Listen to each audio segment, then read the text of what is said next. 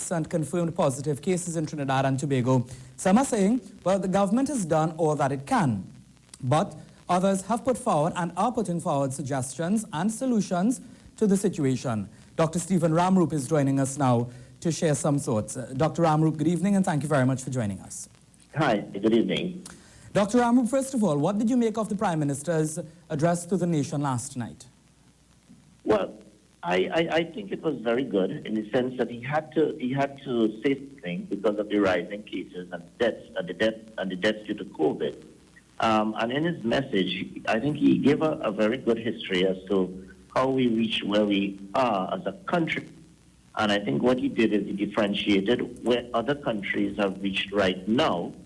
And then he went on to say what is going to happen in the next few weeks if we don't heed his message, which is basically the only tool that we have right now to fight this vaccine to fight this virus is vaccinations.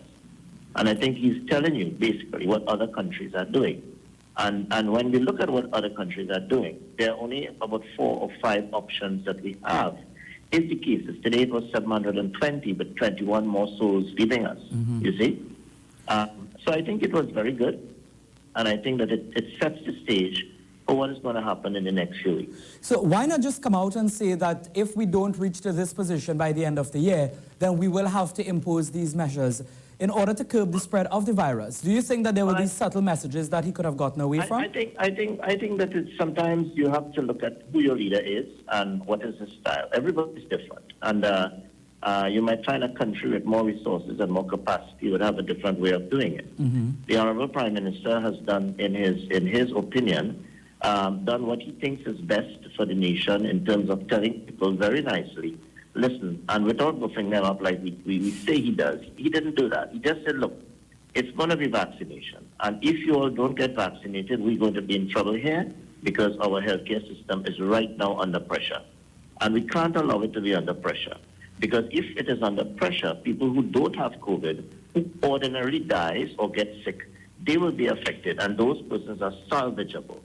So that's what he was saying. And I don't think that if it is his style, and basically he just didn't come out and say, guys, I'm going to do this. Because if he did that, he would have another set of people saying that he did it too harshly. So, you can't please everybody. But what then would you suggest? Because some are saying, well, the government has already done all that it can with the resources it has.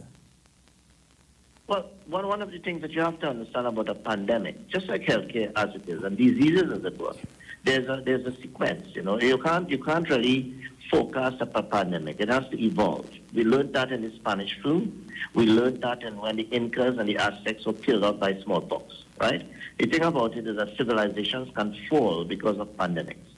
When we were young, and I'm sure you remember this, when we went to school, we had to get our smallpox vaccination.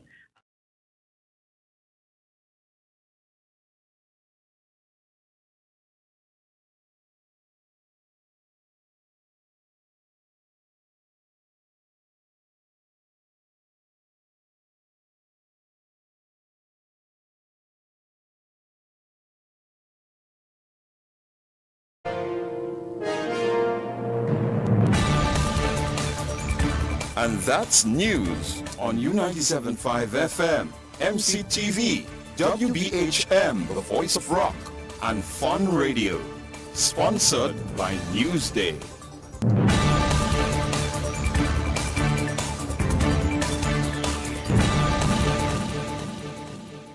Every word, every line, every paragraph depicts a real moment in someone's life. A father, a sister, a mother, a brother. We at Newsday are dedicated to you, the people. Journalism strive to always bring your stories to life because your stories are more than just words. Newsday, independent and credible. Okay, Rudolph, make a right. Then, oh, hold on. Mrs. Claus sent a WhatsApp. The elves are hungry. Pick up a Royal Castle Queen bucket, a King bucket, some royal wings, a family meal, a few combos, some extra delicious coleslaw, crinkle cut fries, potato salad, and a snack box for yourself. Oh, and don't forget that delicious honey mustard sauce. It's really lashing. Okay, Rudolph, let's get that delicious local Trini flavor. Royal Castle, here we come.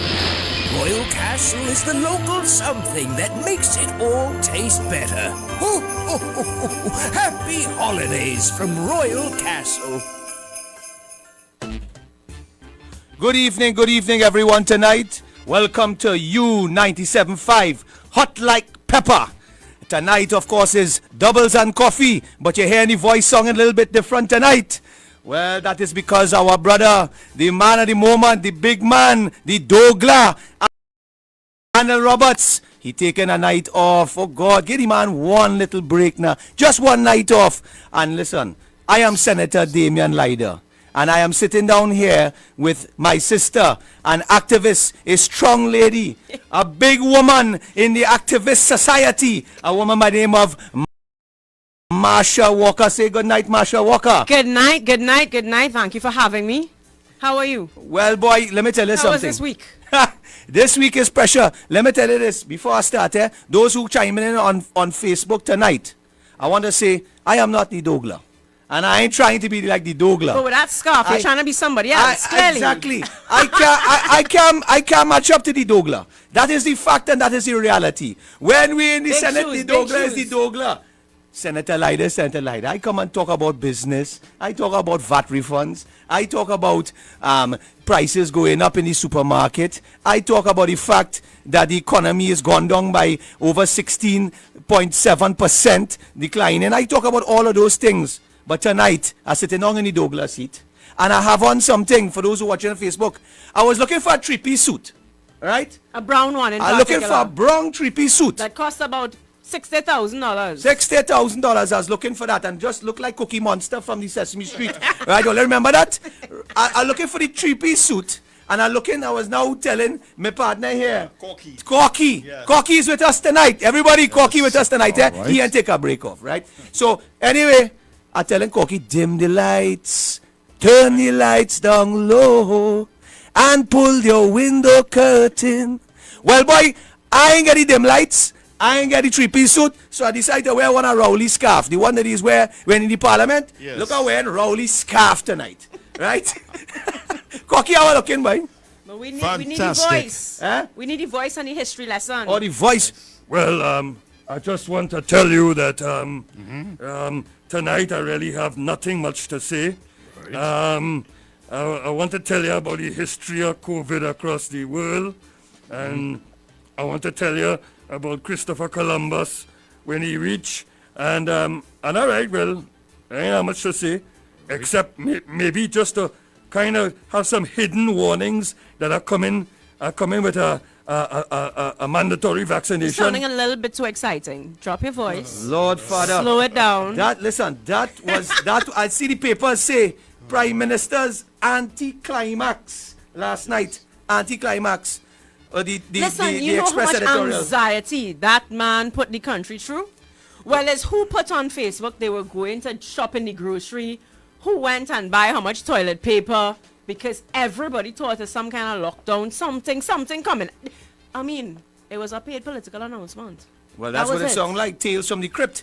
But let me tell you, Marsha, oh Lord, Corky, this week was a tough one. I assure you when you sit down, you're listening to the douglAR this week. I'm sure he filled you in with everything. Yes, but this week was a week that you had to hold your head at the end. And I don't want to give no advertisement, but boy, you had to take about 10 Panadol after this week. You know, it started. It started off on Tuesday in the Senate. It started off with a motion of censure brought by an independent senator. It went on for us seeing the crime rate spiral once again out of control, and we saw it where we are bordering. I think we are almost at 400 today. We passed 400. We passed 400. Well, we were 400 at Tuesday. Hard to keep 400 Tuesday. Yeah. So and then 3 more deaths or whatever. So we've passed. We've passed. Last year's total was 393 or something, right? Yeah, 393. But right. we'll get to that. I want to get to that. Oh, right. We're getting that. We saw records being broken. This time, it wasn't by any one of our sprinters. It wasn't by our javelin drawer. But this time, we are really number one in the world. We are number one in the world for the amount of deaths per million for COVID. That's nothing to celebrate about. It absolutely isn't. Nothing to celebrate about. And let me say this to the listening audience. We want to say a deep bout of sympathy to all of those who have lost their loved ones to this COVID pandemic. I think one of our own councillors lost a loved one recently. That is right. Whether That this is week, right. I think this week. That is right. Because he said, these aren't statistics for me. This doesn't feel like numbers. Yeah. Yeah. And so this is not a victory where we made it to the World Cup. This is not a victory where we win our gold medal. We've come number one in the world for one of the most shameful statistics throughout the length and breadth of this world. And I have to say this tonight, that when they stood up in that election campaign and Con Van Gil turned around and say, we're number one in the world, he could get up and sing it now. But he must do it while shedding a tear. He must come and shed a tear now. It's funny you spoke about the election campaign, because I literally just posted on Facebook saying, obviously, I went up against him. Yeah. So I had to listen to the campaign trucks constantly. And that was his campaign slogan: vote for the man that saved Trinidad and Tobago from COVID. I quote, vote for the man that saved Trinidad and Tobago from COVID. So if you're going to take all that kind of credit, then we'll take all the credit now and step down. What say you, Rowley? What say you? You heard it from Sister Marsha Walker. She went up against you. You come inside the yard. You come inside the yard to come and vote, and you talk down to the lady. You talk down to the lady. You watch her. She had to turn her head away from you.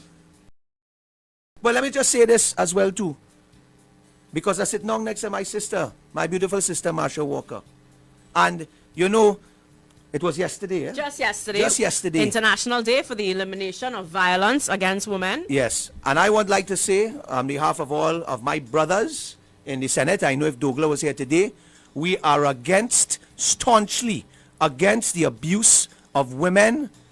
Whether you are full-grown women, minors, a woman is a beautiful person, a beautiful creature. They are mothers. They are sisters. They bring children into the world. They are sacred. How can somebody take God out of their thoughts and abuse a woman? So I stand firmly in recognition of women, not only in Trinidad and Tobago, but throughout the world. And I stand against the abuse of women. Men who do that are cowards. Cowards. Eh? Why don't pick on somebody your own size? Well, mental health is real, and we do need to push that, help our men heal. A lot of these things, you look back, we don't want to get serious, not on douglAR show, but a lot of these things stem from childhood and whatnot. And hitting women is not the only kind of violence against women. When you speak, and let me take it back to politics, right? But when you say things in Parliament that are derogatory, like we are like golf courses and we need to be groomed, that is abusive. Or when she bark at my dog because I ignore she cat. Exactly. Yeah? And that's the kinds of things that we want our male leaders in this country to stop saying, stop using us in that way. Because when our leader, when the man of all man, when he sets the tone, our young men look and follow. Yes, so he must set the tone. Lead by example. Lead by example. He must set the tone. And then we see some of these senators and MPs coming inside of there and starting to talk about respect for women and how, they talk, even the douglAR, they talk about respect or anything they could try to throw on the UNC. They try. Say men, there's disrespect women and thing. But when they have to look at their own leadership and see the way he speaks in a derogatory term, but look at the way, as you say, look at the way that he greeted me on nomination day. Every other opponent said, have a good season, shook hands. Yes. He just ignored us. And then, as if it wasn't good enough, you take your mask down and spread all your germs on me and say, I will have nothing to say to you, nothing. Well, Marsha, that was an iconic picture. That was the picture of what of what this man represents when he views women. And you know, it goes on and on and on. Knock down a lady with your golf cart and you wouldn't even get out to help her back to her feet, man. Oh my God. What an example. But you know, I'm not going to waste my time. We shouldn't. But we call on the leading man of the country on the day after International Day for the elimination of violence against women. Did he even put out a statement? I don't know. Does he put statements out anymore? I don't know. In all that press conference yesterday, in that entire address to the nation, that should just show what he thinks and how he feels. Well, we will get to that. He didn't even take a 2 minutes. We didn't do that exactly. He didn't even take a 2 minutes to say, you know, on behalf of my men, the fellow men, the PNM men, you know, let me say two men. But you know what he also did not take the time to do? In that lecture, and that history lecture about COVID and what everybody doing throughout, and the sort of hint that he come in with mandatory vaccination. That hint. I mean, we know this man so well now. Anytime you're just waiting for either two things to happen. Yes. At midnight tonight, Corky. Yes. Well, it's be at midnight tonight. Well, boy, we didn't get midnight tonight. Yeah. Everybody was waiting for it. We were waiting for the as at midnight. Corky, he gave us a precursor. But he come and tell us about the history of Antigua and the history of all kind of country around the world. And why you don't look at the history of the ones that's allowed protesting and has allowed these kind of things? Why you don't look at those kind of history? We're going to get to that because I know you involved in one recently. And I don't want to lose the trend because we come into that because we have to prosecute that one. Senator Lyder was in that one with you and I'll get into that. But you know, what he did not do as well. And the leader of the opposition, Mrs. Kamala Prasad-Bissessar, in a release today, she said, you know, Corky, you heard the release. It was on the news just a while ago. She said, look, you come to tell us a history lesson on COVID and to tell us that how bad the situation is. But you don't take the time to come with a plan. What's new? What are you going to do differently today, tomorrow, next week, next year that is going to make any changes? Are you going to replace the Minister of Health? Are you going to replace your CMO? Are you going to replace Davlin Thomas? Are you going to replace... Listen, I am a businessman. Okay? Yes. I tell you something, Corky. If my results in my business going down, month after month, I have to rein my troops in. Performance evaluations. Yes. And if in the real world, that's how it works. And I have to ask the question, the first question I'm going to ask myself is this. Am I doing something wrong? As a good leader, you have to ask yourself the question, am I doing he likes to wrong? say, blame me. Yes. He likes to say, he ain't fire nobody, the buck starts with him. Well, he's saying that, but he don't take the blame. He's blame Kamala. And if he don't blame Kamala, all the citizens. He's blame COVID. All and the if citizens. He don't blame COVID, he blame the global oil, decline in the oil price. Right? Yes. Blame everybody else but himself, you know, Corky. Yes. A real leader will always look within himself first and ask the question, have I given everyone a fertile ground in which to become successful? And when I check that box, then I want to come now to my troops and find out what is going wrong. Do they have something going on in their life personally? Maybe I could sit and talk with them. Is it that they are, is it that they need something from me that I don't know? They need some resources. Or is it that they are just simply incompetent? And you as a leader have to be honest with yourself. If you want to turn your business around, you have to go through all the assessment on your team. And if you continue to fail, and you know they say the meaning of a madman is trying to do something twice or three times and expecting the same thing, doing the same thing twice or three times. He thinks if he shouts louder, a different result. So I wonder if there's a madness there. I'm just saying that when is the Prime Minister going to look at the team that he has in place and realize that they have failed? After a state of emergency, when you lock the country down for 6 months, well, almost 6 months, because you pull it short by 2 weeks, right? And let me tell you something, Corky, that was an admission of failure. Yeah. You came to the population, Marsha, and told the population, we had to lock down, right? And yet, under state of emergency, your numbers were worse. The pandemic got worse. Murders got worse under state of emergency. You flattened nothing but the economy during that state of emergency. Exactly, Marsha. You flattened the economy, which, let me tell you, Marsha, which saw more than 200,000 persons becoming unemployed. Yes. When we ask for the NIS numbers, and I think it was a Freedom of Information Act that made it come Saddam out. Yeah. Hussein, MP Saddam Hussein, Yep. put on Colin Mimber, the finance minister, when he made him tell us the figures of the NIS. The NIS had a shortage of contributions of 112,000 persons. Less were contributing to the NIS. That inevitably means 112 You can't 1,000 contribute or so if you're not employed. unemployed. And that is in the formal sector. In the informal sector, those people who are working in a bar, in a shop, somewhere where a lot of the underground employment, that's another 100,000 persons again. So we have a situation where more than 200,000 persons are unemployed. It is the TNT Chamber of Commerce that came out on record and saying that more than 6,000 businesses have shut. Do you know how? I mean, that is Absolute incredible. craziness. That is what the state of emergency brought forward. Right? It didn't bring down the COVID numbers. It didn't bring down crime. It brought down lives and livelihoods. Somebody was saying that going through Trin City Mall right now is just absolutely depressing. The number of stores that are closed. It's just absolutely depressing. But there could be a bowling alley. You could roll a ball through the whole of Trin City Mall and not touch anybody. That is what is going on now through the length and breadth of this country. We are seeing for sale, for rent, right? Things shutting down left is right. And then we still seeing porous borders with Venezuelans coming in. And the Prime Minister said, don't study the money. Don't study the money. But listen, we're going what way they off should do track. is donate those brown suits so we can sell them and pay some bills. We're going way off track. But what I want to say. Because I know you wanted to talk about the Senate. Yes. This week in the Senate. This week in the Senate. Ooh, hey, Hannah, that is bacchanal. Let me tell you something, eh? So we get called this Tuesday to the Senate. An absolute waste of taxpayers' time. Private members' day, right? All of these things going on in the world. And we have an independent senator, eh? Listen to I want to say something on that, Yeah. When we spoke about COVID being urgent, it wasn't urgent. But he could switch motion all over the place to bring this thing in an urgent fashion to censure you all, you know. We call to debate. If COVID wasn't urgent, but this is urgent. COVID-19 pandemic in the lower house, Speaker shut we down.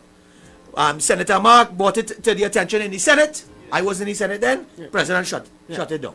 Right? But this one could move all the way to the top of the table. So this motion of censure against 6 opposition senators was placed at number 7 in the list. All right? That means it would have come sometime in January or something. I want to read, while you're talking, I'm going to read the definition of what this motion of censure is. But let me just, before you get to the motion of censure. All right. So Senator, the so-called independent Senator Brea, and we don't call them independent senators We have anymore. to call them so-called. We call them for now. presidential senators. They are presidential senators. Corky, Yes. what you know as independent? What's independent? What I mean? Independent is, to me, is like when you're independent, you're not part of either or, you're independent. Exactly. Yes. This is sorry. I'm drinking some water here, boy. Yes. It tastes crystal water. It tastes so good. Oh, gosh. It gone down the wrong way. Yes. But let me tell you this, eh? So let me come back to this boy, Corky. Yes. The man brings this. He was placed number 7. Wade Mark had 3 motions before him.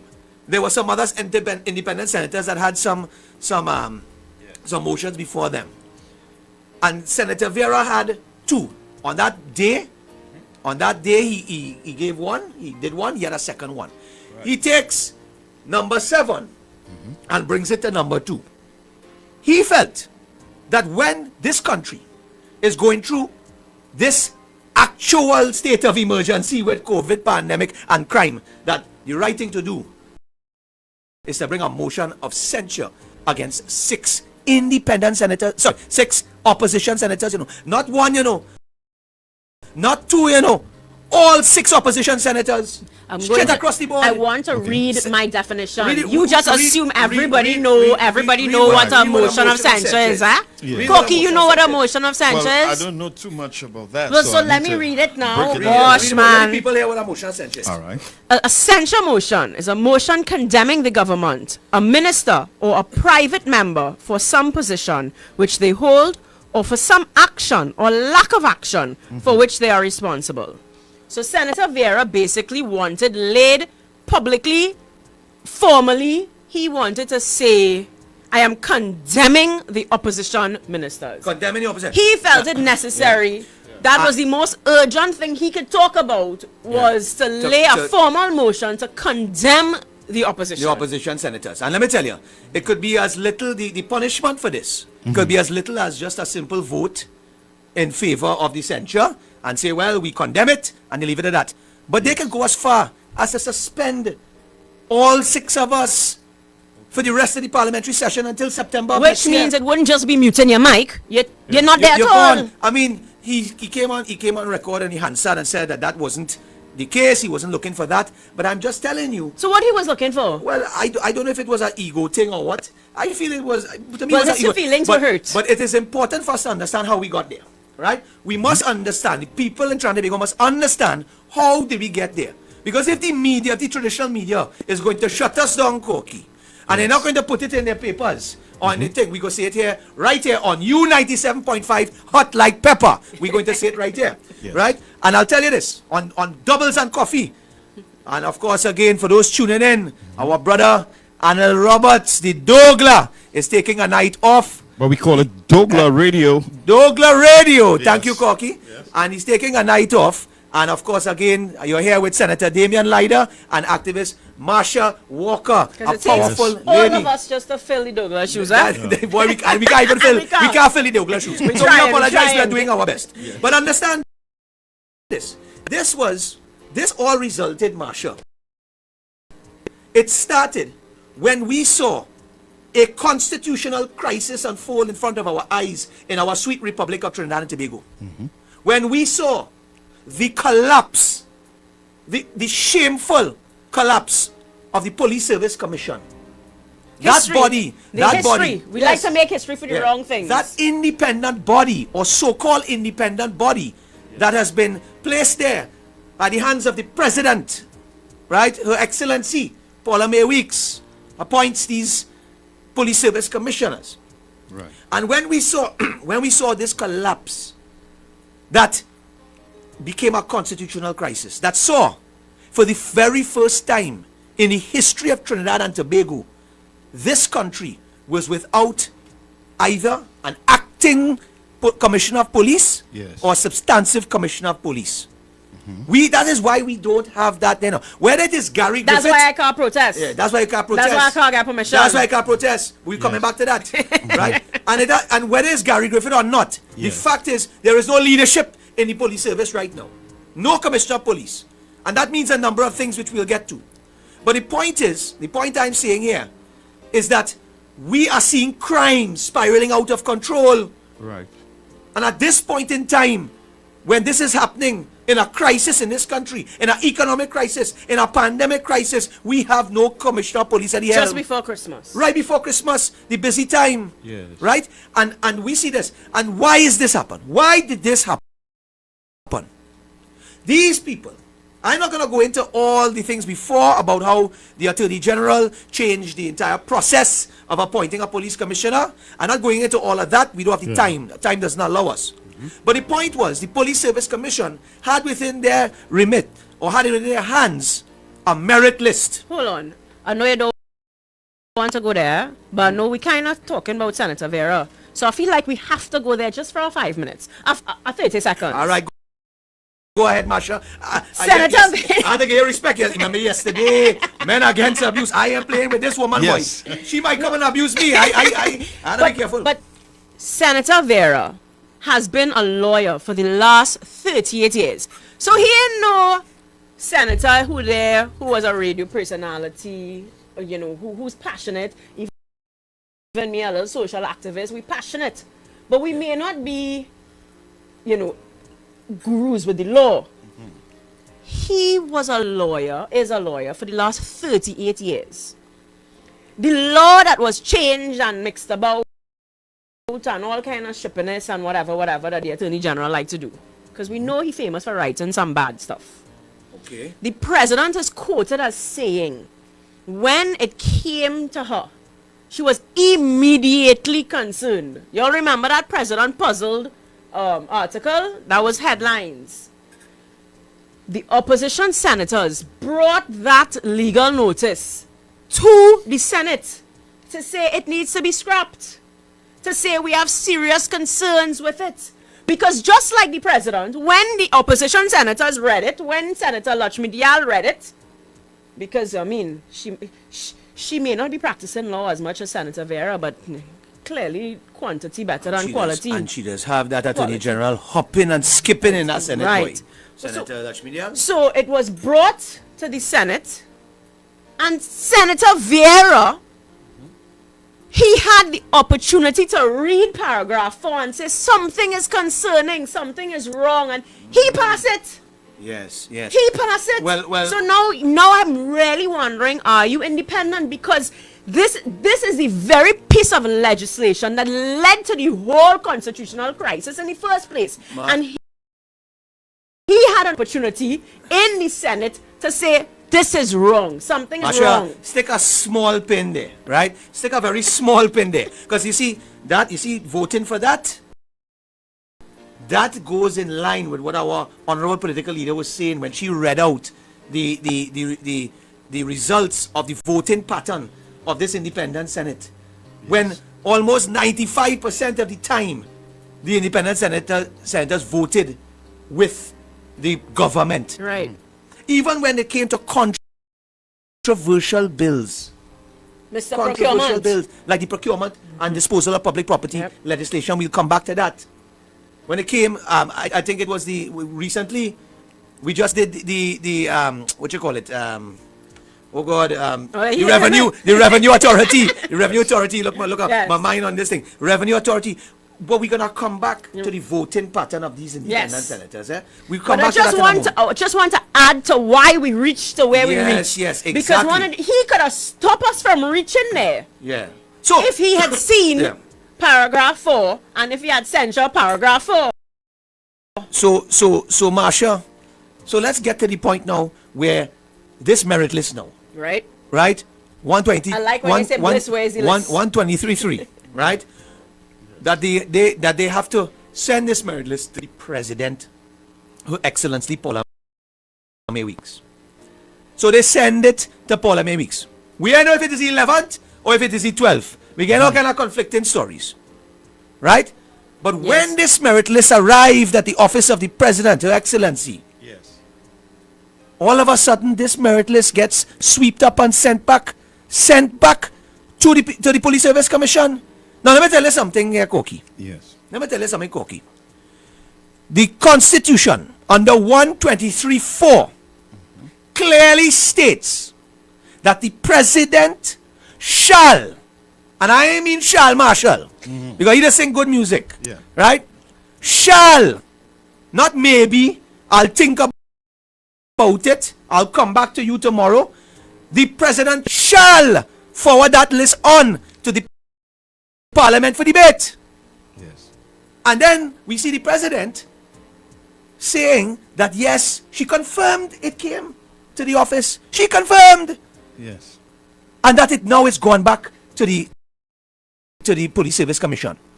Well, first of all, most respectfully, Your Excellency, that was not within your remit and your power to do that. You are to follow the Constitution. There is no one above the laws of this land. So you are to follow the Constitution as set out in section 123.4 of our Constitution. And you are not to send it back to Bliss. And where if Bliss has it, Bliss got it back.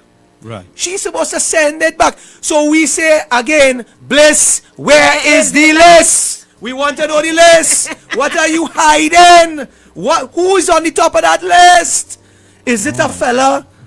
Is it a fella that might have lost confidence? Did the ball head man lose confidence in the first place? Man, well, let me tell you something. Yes. To me, it's sounding like the government coward, you know. Because let me tell you something, Koki. If the President sent that merit list as she was meant to, and she sent it to the Parliament to be debated, Koki, right? This is being passed by a simple majority in Parliament. If the ball head had a problem with the first place, and if that first place may happen to have been Gary Griffith, that same person who is on record stating that he lost confidence, he sent a letter to the Police Service Commission to say he lost confidence. Well, here what's going on. If you lost confidence in the man, you have an opportunity to deal with it in the parliament. Yes. You have the majority in the parliament. You just need one. You just need one to pass it, right? We are only 19. You have the majority. If you didn't like Gary Griffith, you could have passed on and gone for number 2 or number 3. But I say they're cowards because they did not want to be responsible for the movement or the moving of one of the best commissioner of police, in my opinion. Well, he was also very popular. He was very popular. You see that now? Marsha brings a very good point. Tell us about that, So Marsha. he didn't want to come across as removing somebody that had the buy-in from the population. 80% popularity, 70 something to 80% popularity. In fact, he was more popular than the Prime Minister. Ooh. So the Prime Minister coming now to debate against who the country, by and large, the statistics say the country likes him. Yes. Yes. So that's the problem. Because it all comes down to him and votes and what will look good, you know. Yeah. Maybe he's afraid that the popularity might catapult Mr. Griffith into other pastures. Maybe pastures to challenge him. But if you have someone in power who is doing a good job and checking up on people and causing the COVID to be down and they're not lying and you have the police all around, why must you just get rid of him? Can I give speculation? Right, go ahead, Marsha. I have to be careful because we live in a time where we live in a time where people ask for records of radio programs and whatnot. Yes. But I'm thinking speculation is okay. We can make some guesses. Allegations. So yeah, right? Because I am thinking there was an article in the newspaper where the then commissioner said the investigations continue. Whatever happens on a political platform, it doesn't matter. In his office, AV oil and gas investigations will continue. Yes. So I am suggesting maybe, Corky, you asking why if he's doing a good job? Because the police was all around. What about when? And so the ex-commissioner actually wrote and said maybe the problem was I was being too efficient, because that's something that we could say with Gary Griffith. UNC PNM, he does bring down who he had to bring down. You do right, you do wrong, he does what he has to do. Yes. Right? So maybe, just maybe, when he announced that investigation was still ongoing and he wasn't prepared to drop it. Well, maybe, remember, just maybe, it could be a reason. You know, when you have friends and friends and friends, right? But We'll take a break. Yes. Well, before we take a break, let me say a few words here. Right. I want before we take a break, let me say shout out to Island Hobbies on Ryson Road, Island Hobbies, Ryson Road, Port of Spain, which has the largest assortment of toys. This Christmas, when you're looking for toys, the largest assortment in the Caribbean and South America. Everything you could get, what you call it, Barbie. You'll get Lego. Yes. You'll get LOL dolls. Outdoor tents and stuff. Outdoor tents, LOL dolls. You're getting what again? Shopkins, all kind of thing you get in there. Yes. And it's open late every single day till late, 11 p.m. at night on Christmas Eve. They open on Christmas Eve. Yes. Island Hobbies, big shout out. We want to shout out as well to Waves Restaurant and Bar at the Grafton Beach, Black Rock, Tobago. Yes. Absolutely great ambience, fantastic prices, vaccinated dining, all code protocols observed. I have sat and eaten at Waves. The food is brilliant at Waves. Yes. And we also want to recognize Fresh Street Market TNT. And you want to get all your fresh produce, your supermarket goods, right there on 3 Andrew Lane, Mausika, corner of Church of Roosevelt Highway and Andrew Lane. Let me tell you, I have been in that supermarket. Yes. The fresh produce is outstanding, amazing. It fresh. It comes straight from the farm right onto the shelf. So go and check out Fresh Street Market TNT. We'll be back. Open Monday to Saturday, 7:30 a.m. to 7:30 p.m. and on Sunday, 8 a.m. to 6:30 p.m. Excellent. All right. So we'll take a break and be back. People's Revolution Car Rally, live at the Fun Splash Water Park in Davie. This is your rally to gain freedom as the nation confronts runaway crime, a deadly pandemic. This weekend, we lost 48 citizens in 48 hours to COVID. And uncontrolled inflation. Come out to hear Team UNC, including the feature address by political leader Kamala Prasad Bisesa. On December 12th, come out and show the PNM that you have had enough. It's the People's Call, the People's Rally, and the People's Revolution. The People's Revolution will continue as long as the threat to our democracy and way of life remains. This is the revolution, the People's Revolution. The convoy heads to the Fun Splash Water Park in Davie, December 12th. Log on to unctt.org for more info. I want to hear everybody sing freedom. Everybody sing freedom. Man and woman sing freedom.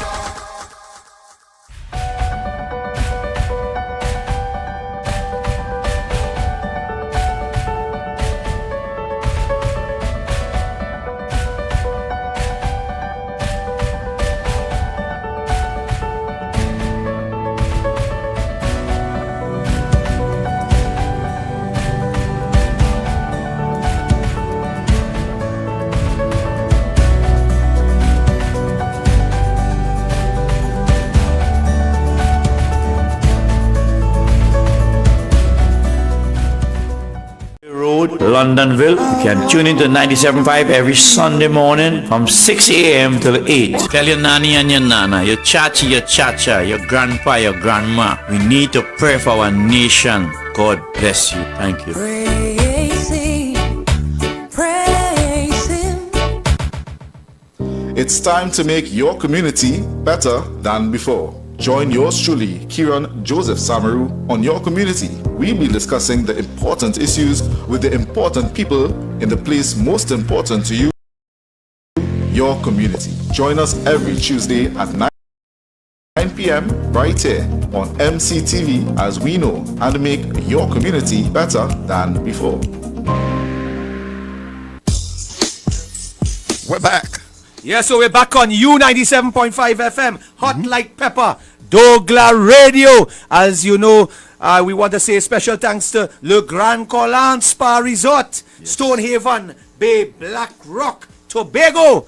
Oh gosh, Tobago. Oh gosh, Prime Minister Rowley. Open up the beaches, the man. Yes. Why are you so wicked? You come there yesterday and you hold me there for 45 minutes. And listen, before you go on, to the Prime Minister. Yeah. Could you give them the telephone number, please? 218-7762. No, the telephone number. Oh, Le Grand Collant. 283-2597. Yes. 463-2946. Bed and breakfast rates available. Marsha, I feel it's the Rowley scarf that have me like this, you know. It have me hot like pepper on you. 97. Hey, no Rowley scarf can have you hot like pepper. Oh gosh. Well, you see it leopard there. It looking like leopard. So I'm growling tonight. I'm growling like Rowley tonight. Right. Well, anyways, boy Corky, here we're going on, man. I want to come back because I want to call a couple of people shortly. Yeah. Because I want to get to this thing here now. So we saw the collapse of the Police Service Commission. Right. We saw that the Honorable Leader of the Opposition, Mrs. Kamala Prasad Bisesa, in seeing this constitutional debacle and this constitutional crisis, trying to call upon the Excellency the President to account for what happened. Right. And the President failed to account for what happened. Well, you know, this is the no comment government. This is the no comment government. And here we have our leader, our strong leader, Mrs. Kamala Prasad Bisesa, who turned around and said, you know, now there are very few ways you can hold our President to account. Right? You have to use the tools available to you. You have to use the tools available to you. All right. And this is what our honorable leader did, which by bringing this motion to the Parliament. Because, you know, Corky, some people say, well, why we don't take her to court? You can't do that. You can't take her to court. You can't bring the President before the court. So they say this is the tool available. So they say impeachment, but you know impeachment is the word they use in the US and so on. So what the leader of the opposition did was come to the Parliament to bring an electoral college to vote in favor of setting up a independent tribunal with the Chief Justice, etc., and to be able to ask the relevant questions and put the President on the stand. But you know what I don't understand? If there's nothing to hide, why vote against going to the tribunal? Because voting against it, voting for it at that stage doesn't mean that you have no confidence in the president. So it's not that when you vote, she goes away one time. All we asked was, let us investigate. So if you have no cocoa in the sun, just let it be investigated. Well, Marsha, that's not the fact. The fact is, to this day, we still do not know where the merit list is. We have 4 police service We commissioners. still don't know who was the person that brought Well, back. I tell you that. Right? We have 4 police service commissioners who resigned shamefully, and one of them was on record stating that at that office was a very senior member of the executive arm of the state. We don't know who that is. We might want to stick a small pin there and check who it may be. We may want to rub we head. Maybe if I see her going bald, it might be bald. I don't know. But we would like to know who was this member of the executive arm of the state. Who from the government, who from the PNM was there at that office that might have interfered and thwarted the process. I know I don't like to use that word thwart, eh? Right, that douglAR politics. And I tell you something. And so we want to know that. And this was our opportunity. Long story short, because I know time, the hour has run. Yeah. Long story short, we go inside of there. Our leader was barely allowed to read the motion in its entirety.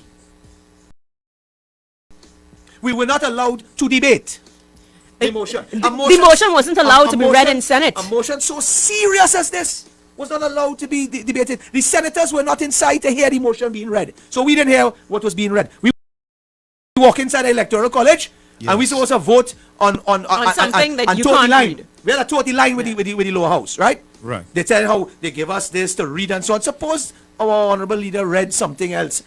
We have to hear I don't it. understand that, you know. We have to Real hear it. double standard. Because then you read Senator Vera's motion, no. It wasn't the same motion that get emailed. So let me tell you. All kind of double And then standard. when we are standing up to demand our rights, our constitutional rights, freedom of speech, freedom of debate, when we are stand up to call upon our rights to be able to debate this motion, They switch off the mic. they switch off the mics. Right? When we stand up to say that an independent senator who is about to vote in this was conflicted Right. because a family member of hers was a key member in this entire constitutional Paris crisis. didn't teach her about recusing. Oh Lord. Well, boy, we know that they have over 90-something recusals from cabinet. So what is wrong with if the government can recuse, why can't somebody who's conflicted with a family member here in the mix? And then furthermore, we also ask for a secret ballot. Because listen, you have 9 independent senators who have to vote against their boss. You think they're going to do that out in the open? You might have some government members, although I doubt, that may find a conscience. Maybe they'll find a conscience one day, but that's when, of course, hell freeze over, right? But you find you are going if you have a secret ballot, Corky, Yes. you're giving these people an opportunity to take a vote based on their conscience without being pressured. And that is what I'm trying to tell you, is that all these things happen inside of there. So we stood up trying to bring these things up to the speaker. Yes. All right, so let's go to the top of the hour, and when we come back, we have some calls coming in as well. 1 second. Yes. Time has come. New 97.5. Make it your choice. Something for everyone. 97.5 FM. Music for you. It's all about you. 97.5 FM, Hot Like Pepper, Multicultural Radio. Power to the listeners. Okay, Rudolph, make her right. Then, oh, hold on. Mrs. Claus sent a WhatsApp. The elves are hungry. Pick up a Royal Castle Queen bucket, a King bucket, some royal wings, a family meal, a few combos, some extra delicious coleslaw, crinkle cut fries, potato salad, and a snack box for yourself. Oh, and don't forget that delicious honey mustard sauce. It's really lashing. Okay, Rudolph, let's get that delicious local Trini flavor. Royal Castle, here we come. Royal Castle is the local something that makes it all taste better. Happy holidays from Royal Castle.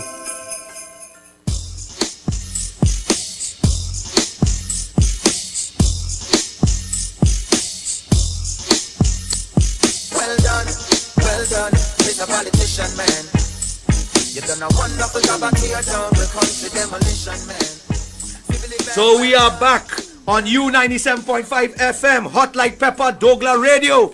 And I'm here with Sister Marsha Walker, activist Marsha Walker. Yours truly, Senator Damian Lyder. And of course, everybody knows Corky. Corky, no stranger. Senator douglAR is off tonight. We're trying a thing. We're trying to hold the fort for him. We only hope we're doing our best. But don't hold it against us. There's nobody that could fill the douglAR shoes. But we coming straight back, Marsha, into the story with the Senate. So anyway, long story short, Bacchanal take place, people make noise, and we get up, right? Yes. Senator Vera, Senator Paul Richards, Senator Dylan Remy, them come out and they jump out of themselves and come out in the newspaper. I think it was an article from Brea in the Express, and they start to pelt big stone at the opposition senators. An attack, watch me, for those who see on Facebook, I took a copy of it. Yes. An attack, look at him here. They attack the opposition senators. We ain't say a word about Senator Vera. We ain't say nothing about Paul Richards. We ain't say nothing about Remy. Right. Them come out and said a pelt stone just so in the media. They are supposed to be independent senators. Okay. They are meant to stay out of the political guile, Corky. But them jumping into the, listen to this. Yes. The man say, Independent Senator Vera has taken strong objection against opposition allegations that the independent senators were singing for their supper. They talk about us being in a fish market. He mentioned Jayanti Lakshmidiyal, Senator Jayanti Lakshmidiyal. If you want to say that Senator Sipasal is conflicted because of that, then what about Jayanti Lakshmidiyal, who was an attorney in the very proceedings with Anand Ram Logan? Senator Lakshmidiyal had nothing.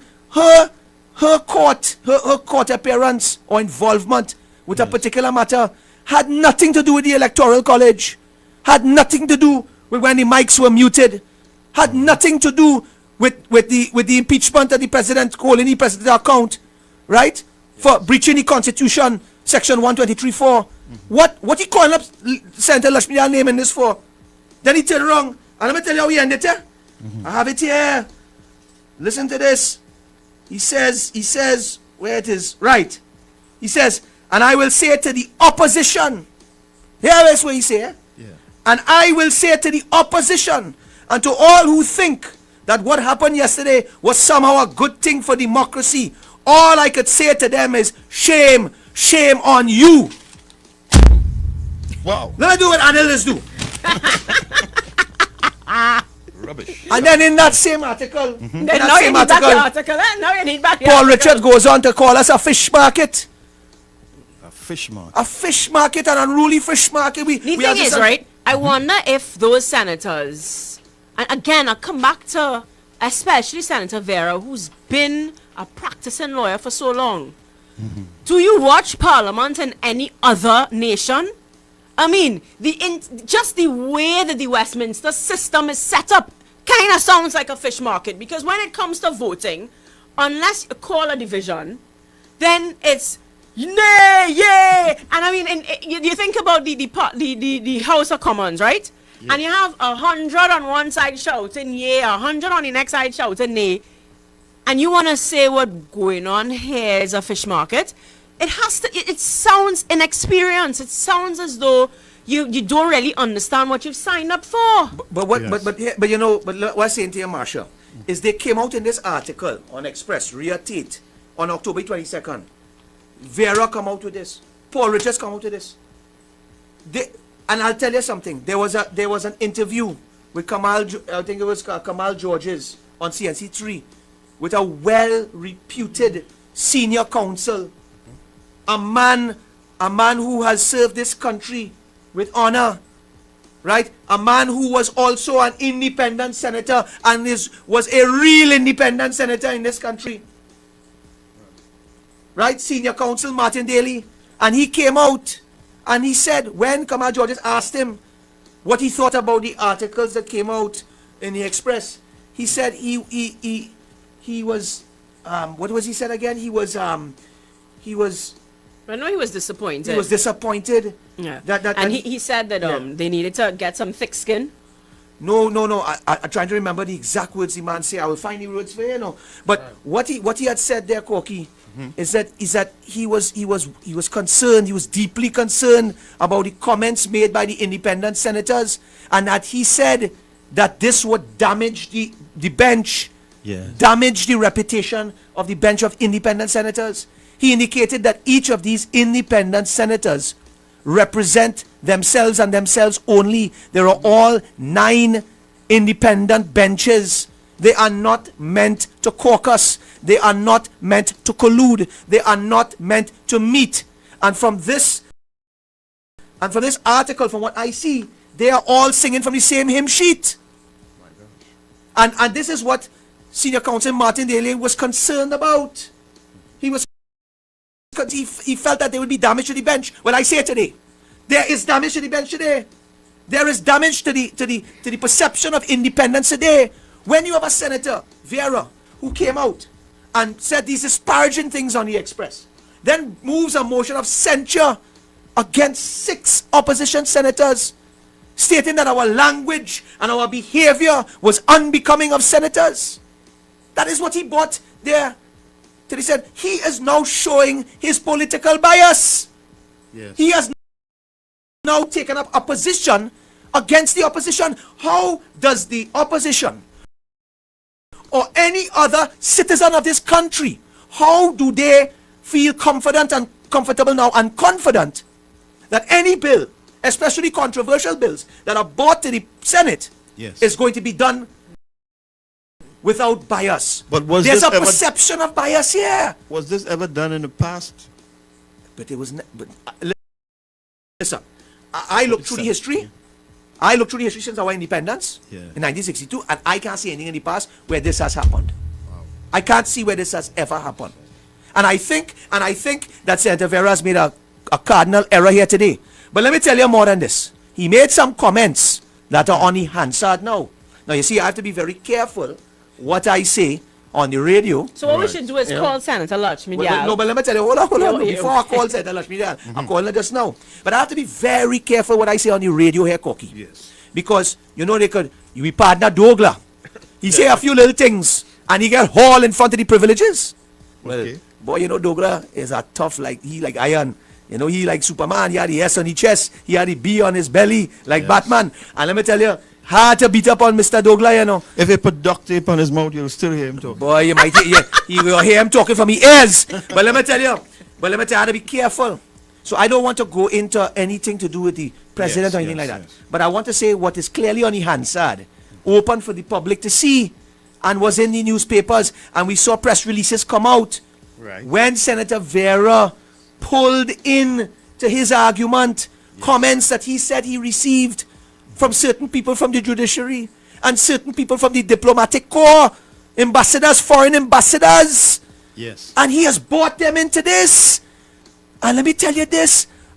There were two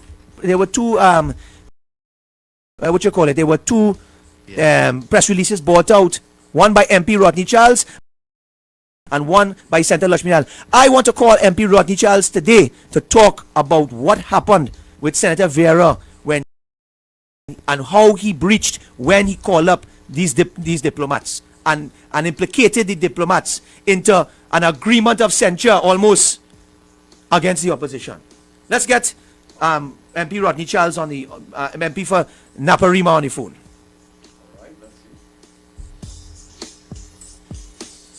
So we waited for MP Rodney Charles. Corky, have him there? I want to put on my Rowley. All right, MP Rodney Charles. Good evening, sir. How is your Friday evening shaping up? Shaping up, well, I was listening to your program and very enlightening, very keeping the population informed. Well, boy, MP Charles, you know, this is douglAR radio, eh? And you know, and the douglAR is taking a night off tonight, and boy, the poor senator, the little small senator here, oh God, I'll try to hold the fort. But this man, douglAR, have big shoes to fill, right? And I'm here with Sister Marsha Walker, a real true activist and a brave lady who stands up and will come outside the Red House and will demonstrate. And the police and them will want to move her and shake her, but she stands firm. MP Charles, tell us about what happened on that fateful day on Tuesday, this Tuesday past in the Senate, when a particular senator came and brought some people into the fray. Tell them what concerns you have. I have major concerns because Senator Brea, who I was listening to your program and I learned he has 38 years experience in the law. But clearly, he does not understand or appreciate international law. Because while he was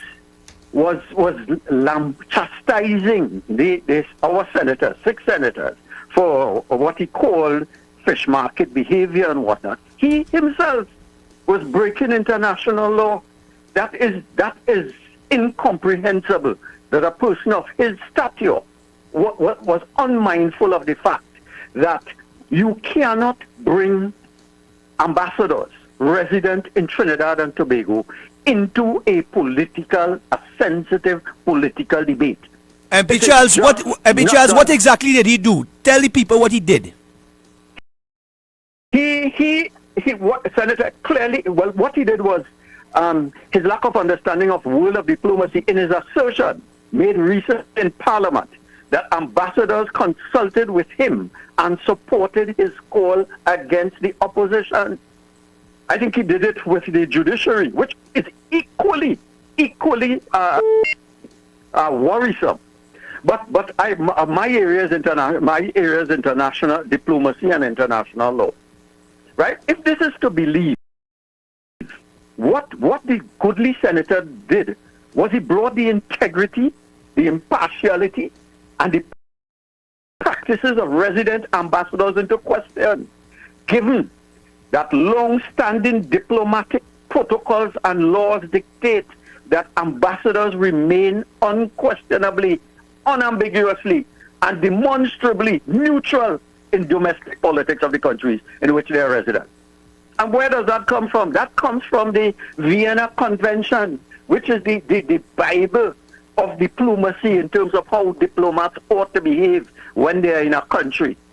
And Article 41(1) of the Vienna Convention states, and I'll quote it, it says, and I quote, "Without prejudice to their privileges and immunities, it is the duty of all persons enjoying such privileges and immunities to respect the laws and regulations of the receiving state." And I continue, "They also have a duty not to interfere in the internal affairs of that state." So here we have a senator, lecturing the Trinidad and Tobago, and lecturing the Senate, and lecturing Parliament about what is proper behavior. And he himself is breaching international law and bringing diplomats, giving them problems if their capitals were to hear about this thing. Now, there is nothing wrong with a diplomat having private conversations with a politician or a government minister or an individual in the street. That is his right. There is nothing wrong with a diplomat forcefully articulating his country's interests in a resident state. But when it comes to being involved in the cut and thrust of politics, it is just not done. It is not done. So what we have, by publicly bringing diplomats into his petty, his personal and controversial domestic concern, on the side of the PNM and independent senators, he has unwittingly compromised their impartiality and roles as neutral diplomatic representatives. Thank you, MP Rodney Charles. That is a a comprehensive look at what took place there. And I have to say, MP Charles, you know, I say I have to put it to the goodly senator now. Who are the diplomats? Who are the diplomats? Who are they? You know what is the problem? All diplomats, and it's less than 30 of them, resident in Trinidad and Tobago, now stand accused of being involved in our domestic politics. Right? And so if he doesn't name it, he doesn't give the names, then he shows he does not have the testicular fortitude to stand by his commitment to bring them into the debate. So he wants to have the best of both worlds. Bring them into the debate, indicate that he has their support, but he doesn't call their names. And I challenge him. I challenge Senator Brea, and he was an intern with me when I was marketing manager in NP years ago. You know, when he was the summer employment, they would get employment in NP. So I know him. He has to have the testicular fortitude. He has to have the professionalism that once he brings the ambassadors into the debate, he has to call their names. He cannot leave all of them tarnished by his inability to understand the nuances of diplomacy. Exactly. Well, MP Rodney Charles, I want to thank you very much for coming on douglAR Radio tonight and for giving the nation, letting the nation hear the truth and letting them hear the way in which these independent, some of these independent, if not all of these independent senators have now lost their stripes and have become presidential senators now. We thank you, MP Rodney Charles, MP for Naparima, the hard-working MP for Naparima who continues to battle and fight against the scourge of the PNM. I wanted to raise one more point. Yes, go ahead, MP Charles. Because when we raise these issues, the traditional media do not cover it. And that is why douglAR politics is necessary. And that is why Marsha tonight, and Damien tonight, and Corky, I don't know him, but I heard his name. That is why you all are doing an important job for the democracy. And that is why our leader, Kamala Persad-Bissessar, has to take the argument to the international community. Well, MP Charles, as you're on that point then, give us a little insight. We want to hear something about the PGA. Tell us a little something about that. Well, very wisely, our leader has decided that here, if the PNM controls all the independent institutions in Trinidad and Tobago, they control the EBC, they control the TTPS, they control the Trinidad and Tobago Regiment Army, because all the senior officers move into PNM government positions, whether head chairman of the SSA, etc. Whether you're Colonel Pritchard, Lieutenant Colonel Pritchard, etc., doing investigations for the political directorate.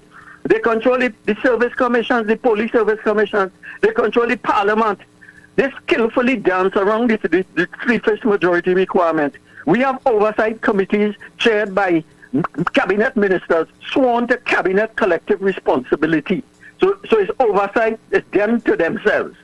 We have always said a speaker should be selected by a 3/5 majority of the House so that she's a critic of the House and not a beneficiary of political patronage from the state.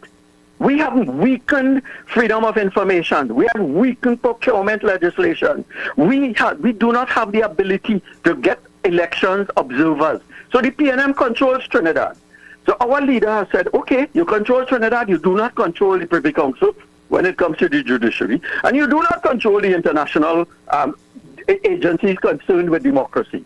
So on the 10th of this month, some weeks ago, she wrote, the political leader, Ms. Kamala Persad-Bissessar, wrote 6 international agencies concerned with democracy, including Human Rights Watch, the Inter-Parliamentary Union, and Parliamentarians for Global Action.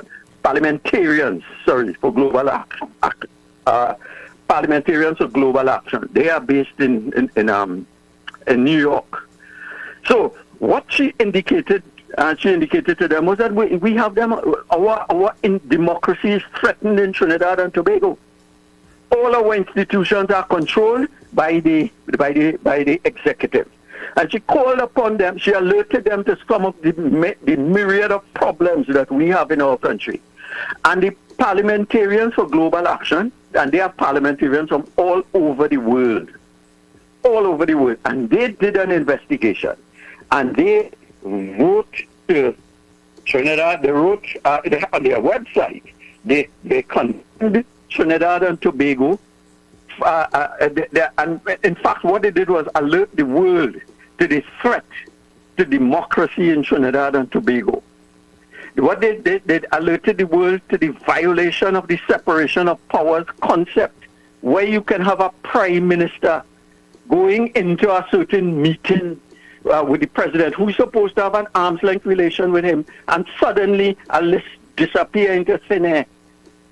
That is interfering with the independent service commissions whose independence are guaranteed by the Constitution.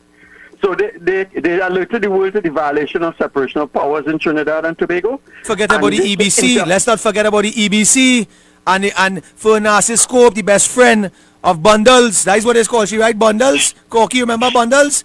And let's talk about that. I mean, so many of our institutions, MP, are being infiltrated by the political arm of the state. This PNM government. Continue telling us, MP, tell us. So that, well, as you mentioned, the EBC. So where is our democracy? When you have close to 500,000 citizens, I mean, we have 320,000 voters, but they have wives, they have children and parents. So if 500,000 citizens do not have faith in the independence of the EBC, how can we be sure that when the PNM wins an election, they have done so fairly? How can we be sure that when they bring legislation to Parliament and they silence us, they mute our speaking devices? How are we so sure when you could have 9 independent senators who are, when you look at the voting record, and our leaders have pointed that out, almost 90% of the time they vote with the government. Yes. Now they are supposed to be a check and balance on the government. So we have legislation, let me tell you, legislation where the government inserted itself in the recruitment of a police commissioner. And that was passed in the Senate. But when it went to the courts ruled it ultra-virus the Constitution. What is the role of independent senators? And MP 15 out of 16 times they vote for the PNM. And MP Rodney Charles, let us not forget the most famous one for the year, man, the procurement and disposal of public property legislation. When we saw this government come with gutting and emasculating that piece of legislation and literally bypassing by a simple majority, bypassing the independent overview of the Office of the Procurement Regulator, which gave the cabinet politicians give them the power to spend billions of dollars and dispose billions of dollars of our assets without the oversight of the independent procurement regulator. And listen to the things. You could imagine our $1 billion energy sector, Point Petrotrin, is going to be given to the friends and family. This is what we have. Well, if we do not have proper procurement legislation for the acquisition and disposal of government property, we are led to believe that we cannot have assurance that our assets, and let me tell this PNM government, it does not belong to Rowley, it does not belong to Colmembert, it does not belong to Faris Alwari, it belongs to the people of Trinidad and Tobago, it belongs to generations yet unborn. So your grandchildren and Colmembert's grandchildren have a share in Petrotrin. And he cannot, 5 years with us, with how many? We have 19 and they have 21, 20, whatever they have. It's a limited number of votes in Parliament above us. They cannot dispense of the entire energy sector of Trinidad and Tobago. It is immoral, it is illegal, it is wicked.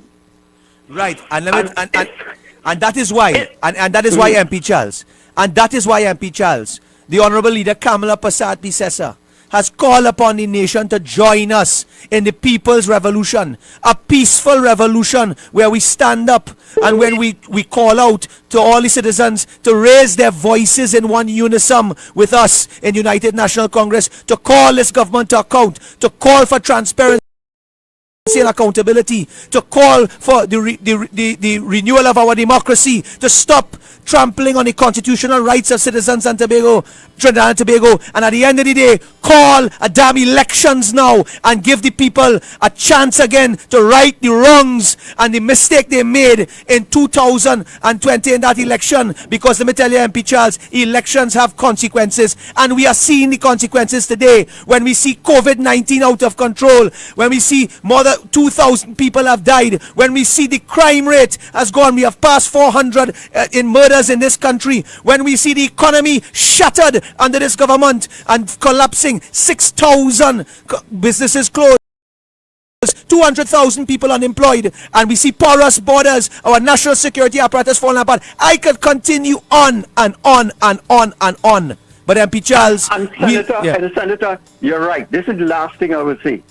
So we are in this problem today because the swing voter, the middle class voter, the voter who Kamala spent billions in gate education to educate the doctors, the lawyers, the engineers, the teachers, the nurses, all of them. When it comes to election, they close their eye and vote PNM.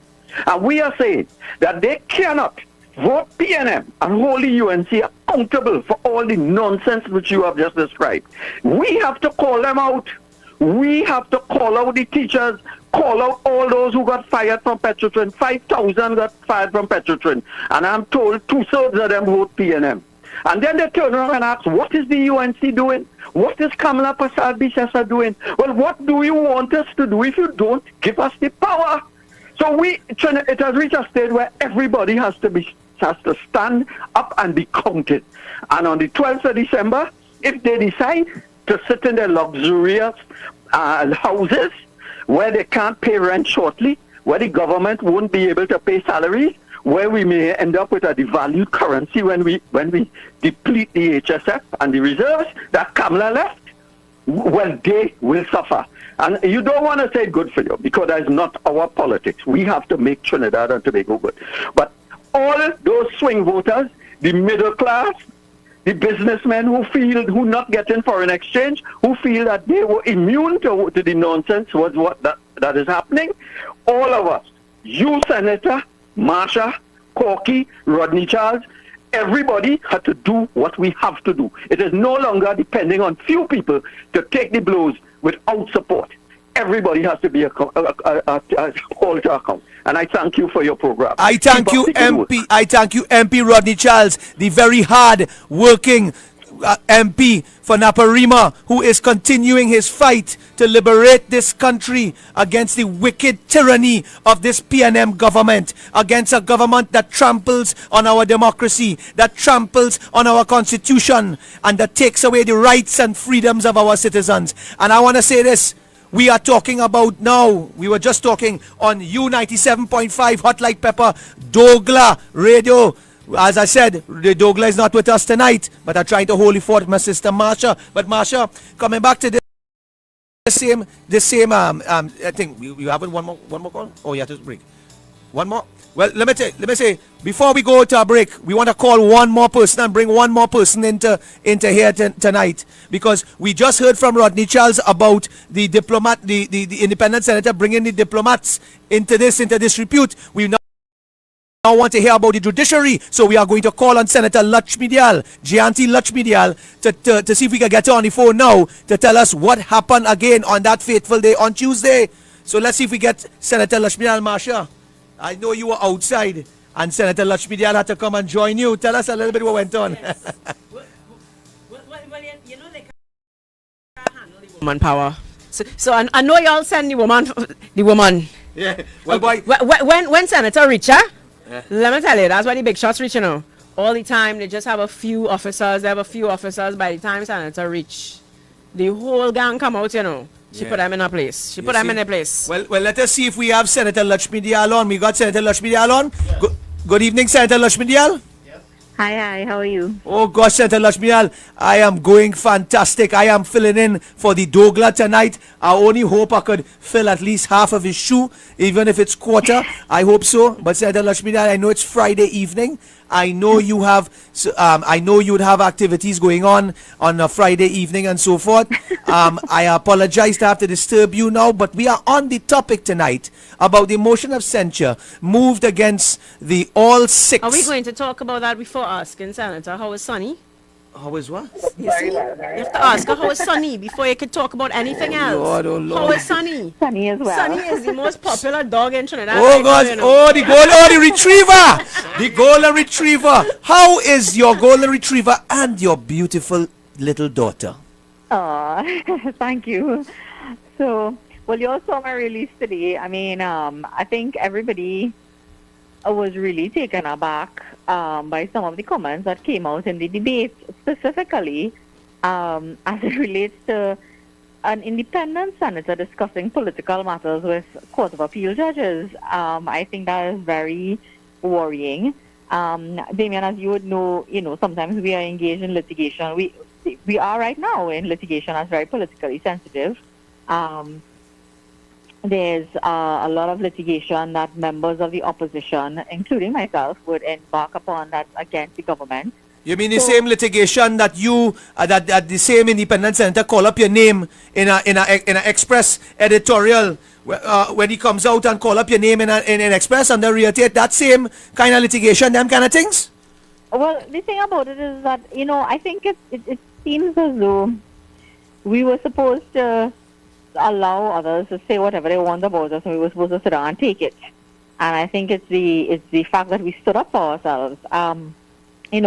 Yes, I was involved in litigation involving the Police Service Commission. It was an interpretation matter which had really touched and concerned the acting appointment of a police commissioner.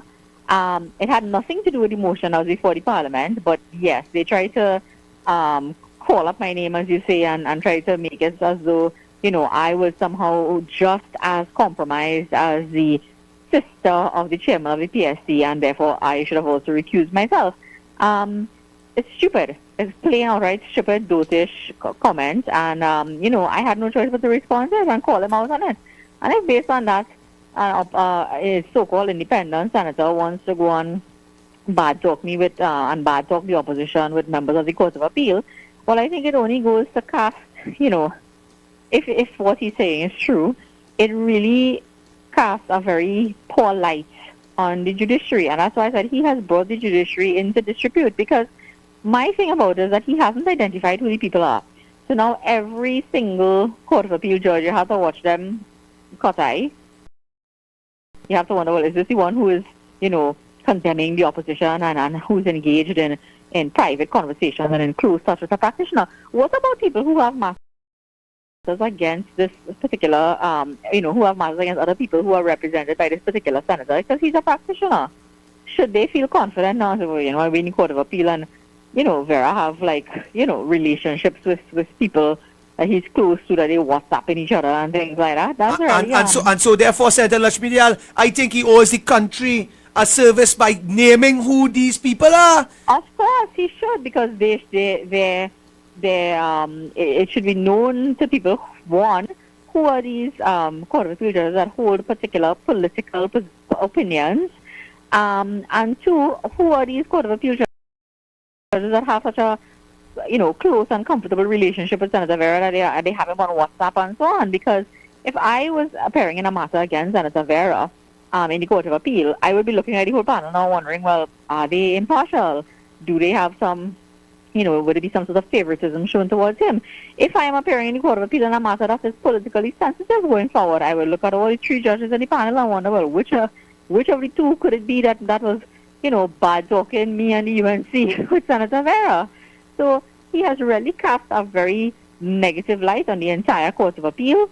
I think if I was, I think all the right-thinking judges of the Court of Appeal should be very alarmed at the statements that were made, and, they should come out and identify themselves and say, well, I would have reached out and made a comment or whatever it is, but, they should not hide behind what he's saying. And he is very responsible for making that statement, because, look, because people take up a particular job, you don't stop being friends with them, right? So people in the legal profession know each other from a long time, going to school together, things like that. I know a lot of people who hold judicial positions, but I'm not going to stand up and say, well, firstly, I would not be WhatsApping them about politics, right? I would never be so bold and be so out of place to discuss those things with a judicial officer. But if I see them somewhere, hi, how are you, whatever, because I knew them from before they went onto the bench. And but I would never go in public and say that, well, X or Y is my friend, a judge is my friend, and I talk to them on WhatsApp and so on. The judiciary, people must have confidence in the judiciary, and he has really damaged public confidence in the judiciary by his irresponsible statements, which were really and truly, it was just a way of, it's like a little child. You come to say that, oh, you all are so awful, and guess what? I have friends in high places who agree with me. I mean, come on, it's childish, it's silly, and I think he has gone way too far with this stupidity when at a time when the country is facing, look at the kind of issues we are dealing with right now with respect to our health system, our economy, our education system, everything, the energy sector. Everything has gone to hell. And Senator Lashmidiyal, and let's not forget, Senator Lashmidiyal, the collapse of the Police Service Commission that now sees us without an acting or substantive commissioner of police at the helm. That this is a commissioner of police who one of his jobs is to be able to approve a march or approve a gathering or protest. And I'm sitting down here with our lovely strong lady Marsha Walker, who in fact was involved in one of those very peaceful protests outside of the Red House, outside of the Parliament on that same day, on Tuesday, when we saw the police approach her. And I think, Senator Lashmidiyal, I seem to recall that you may have been parking your car, and while passing you may have gotten involved and see what was happening. Tell us a little bit about what happened there. No, I was trying to get some information because I really saw the manner in which the officer was dealing with them. And well, firstly, the law distinguishes between a public meeting and a public march. And what I was trying to tell to, the officer is that he was exercising a discretion to say that this was a public meeting. I did not see that what was happening there as being a public meeting. And then he said that we needed permission, which is wrong. He doesn't know the law. The law is not that you need permission for a public meeting. The law is that you should inform the commissioner if you're having a public meeting, and then the commissioner may or may not refuse you. In the absence of a commissioner, I was asking him who should be informed if it is a public meeting. And furthermore, who can refuse you? Nobody. But the point of it is this: it was not a public meeting. It was just a woman standing on the pavement with a placard and other people standing there with placards as well. He seemed to think, and I understand that last night there was something on Beyond the Tape showing the pic as well, or the thing. And, so everybody who wants to play that they know the law and they're saying and they whatever, going to start bad talking or start bad talking the opposition. They might start WhatsApping judges about that just now. I don't know. But I really couldn't care less, because at the end of the day, my job as both an attorney and a member of the UNC and a member of the Senate is to ensure that people's rights are not trampled upon. And if anybody don't like that, well, too bad. I will ask questions. And if the police want to be rude and out of place and they want to conduct themselves like that and use intimidatory tactics towards us, no problem. I find it very strange that the police could have that sort of approach to two women standing on a pavement. But when, funerals going on for gangsters and terrorists and stuff like that, they just stay in the station and hide. Right? They hide in the station, they exercise their discretion not to go there. Right? So I want to know if there's only two women standing on a pavement outside the Parliament behaving very decently that the police in this country have mouth for. That's my question, and I want to find out about. Marsha, what do you feel about that, boy? Two women. Well, listen, clearly he didn't know that it was the week where we were fighting against the elimination of domestic violence, of violence against women. But she's right, and we've spoken against that. We've spoken about that. The DCP said how it wasn't wise to break up and to enforce the law. When did they get to decide which laws they enforce and when they enforce it? To go and break up a flagrant breach of public health regulations and breach of the law. They think it's wise to come and harass people who are peacefully trying to get a message across outside the Parliament, not interfering with anybody. That's the kind of leadership we have in the CCPS now. That's the kind of approach that the TCPS is taking towards people. Imagine that. That's where we reach on the PNM, you know. Well, that's where we reach under the PNM. Well, boy, that and more. Well, Senator Lakshmi Dayal, I don't want to take up much more of your time, except to say that we are very grateful that you have come on to douglAR Radio tonight on U97.5 Hot Like Pepper to speak the truth to the nation and let the nation hear how the government, this government, under Keith Christopher Rowley, continues through all the avenues, even the independent avenues, to take advantage and trample on the Constitution and the democratic rights of the people of Trinidad and Tobago. Any closing words, my sister? Just to tell everybody that, you need to continue this fight. The revolution that we have started in October, the People's Revolution, is about bringing awareness in relation to, and putting pressure on the government. It's not just about roads and bridges and collapsing and all that. It's also just the total and complete disregard for people's rights. It is the destruction of our democracy. And I ask everyone to open their eyes, wake up. It does not matter who you voted for before, who your family voted for all the years, who your parents voted for, whatever it is. You need to realize now where this country is going under the PNM, and I encourage everyone to take a good look and take a really strong stand against this type of dictatorship and just basically poor governance that we are being subjected to under the PNM. Well, thank you, Senator Lakshmi Dayal, for that, and please do have a great Friday evening. Enjoy the rest of the weekend. I know we are back to the Senate on Tuesday for once again another bill. So thank you again, and keep strong, keep the faith. They can't break us down. Thank you, Senator Lakshmi Dayal. Thank you. Good night. Right. So, Corky, I think we have to take a break now. But before we take a break, Marsha will say a few words about our sponsors. Well, we want to thank Island Hobbies. Don't forget, they're on Ryson Road, Port of Spain. They have the largest variety of toys in the Caribbean and South America. No one can beat their price. If you see it cheaper anywhere else, prove it and they will beat it. They're open every day, very late, Sunday to Sunday, 11 p.m., even on Christmas Eve.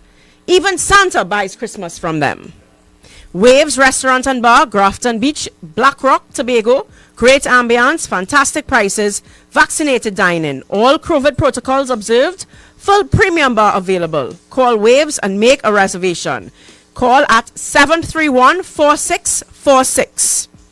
And Fresh Street Market, your neighborhood supermarket, number 3, Andrew Lane, corner Churchill Roosevelt Highway and Andrew Lane, Dabadi, Mausaka. Their opening hours are Monday to Saturday, 7:30 a.m. to 7:30 p.m., Sunday, 8 a.m. to 6:30 p.m., and Le Grand Colon Spa Resort, Stonehaven Bay, Blackrock. Bed and breakfast rates available. To book, call 283-2597 or 463-2946. We'll have to bring her in the studio to record these commercials. Yeah. Why, thank you. All right, so we'll be back in a few more months. Stay tuned. Okay, Rudolph, make her right. Then, hold on. Mrs. Claus sent a WhatsApp. The elves are hungry. Pick up a Royal Castle Queen bucket, a King bucket, some royal wings, a family meal, a few combos, some extra delicious coleslaw, crinkle cut fries, potato salad, and a snack box for yourself. Oh, and don't forget that delicious honey mustard sauce. It's really lashing. Okay, Rudolph, let's get that delicious local Trini flavor. Royal Castle, here we come. Royal Castle is the local something that makes it all taste better. Happy holidays from Royal Castle. U975 Hot Like Pepper Multicultural Radio and Multicultural Television MCTV, bringing you back where you belong. Part of the Rhythms Communications Network. To advertise with us, call 218-7820. Hi, this is Michael Rutlal, Attorney Law. I'm inviting you to join me every Thursday at 5 p.m. on MCTV for the Social Contract. It's a new show where we will be discussing bills that are being debated in Parliament, topical legal issues and recent decisions of our courts, and where we'll be giving general legal advice on issues that affect you, the public. I encourage all of you to continue looking at MCTV, bringing you back to where you belong.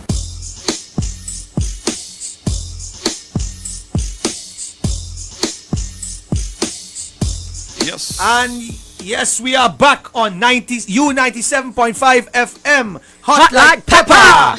And we are here on the douglAR radio. I am here, Senator Damian Lyder, sitting here with my strong sister, Marsha Walker. Marsha, and we are here. Oh God, you can't forget Corky. No, we go forget Corky, boy.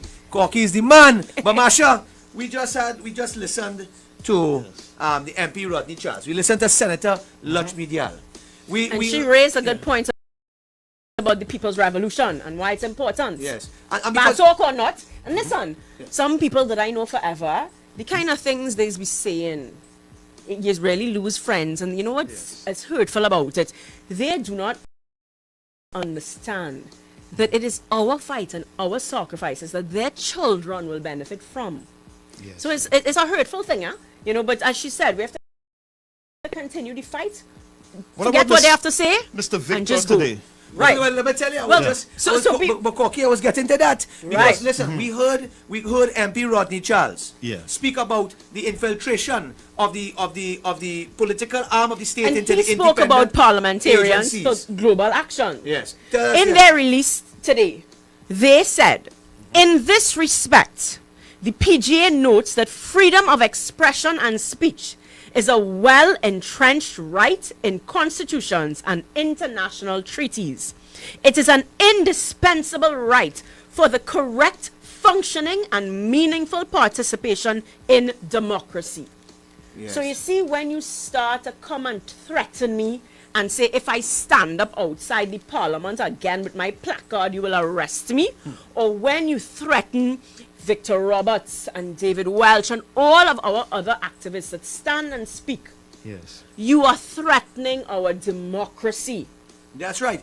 And you are going to further embarrass the country. Right. Because they have already stated here, they have already, what is the title? The title of this is Trinidad and Tobago must continue safeguarding democracy and its institutions. And they went on in this article to speak about the freedom of expression and speech.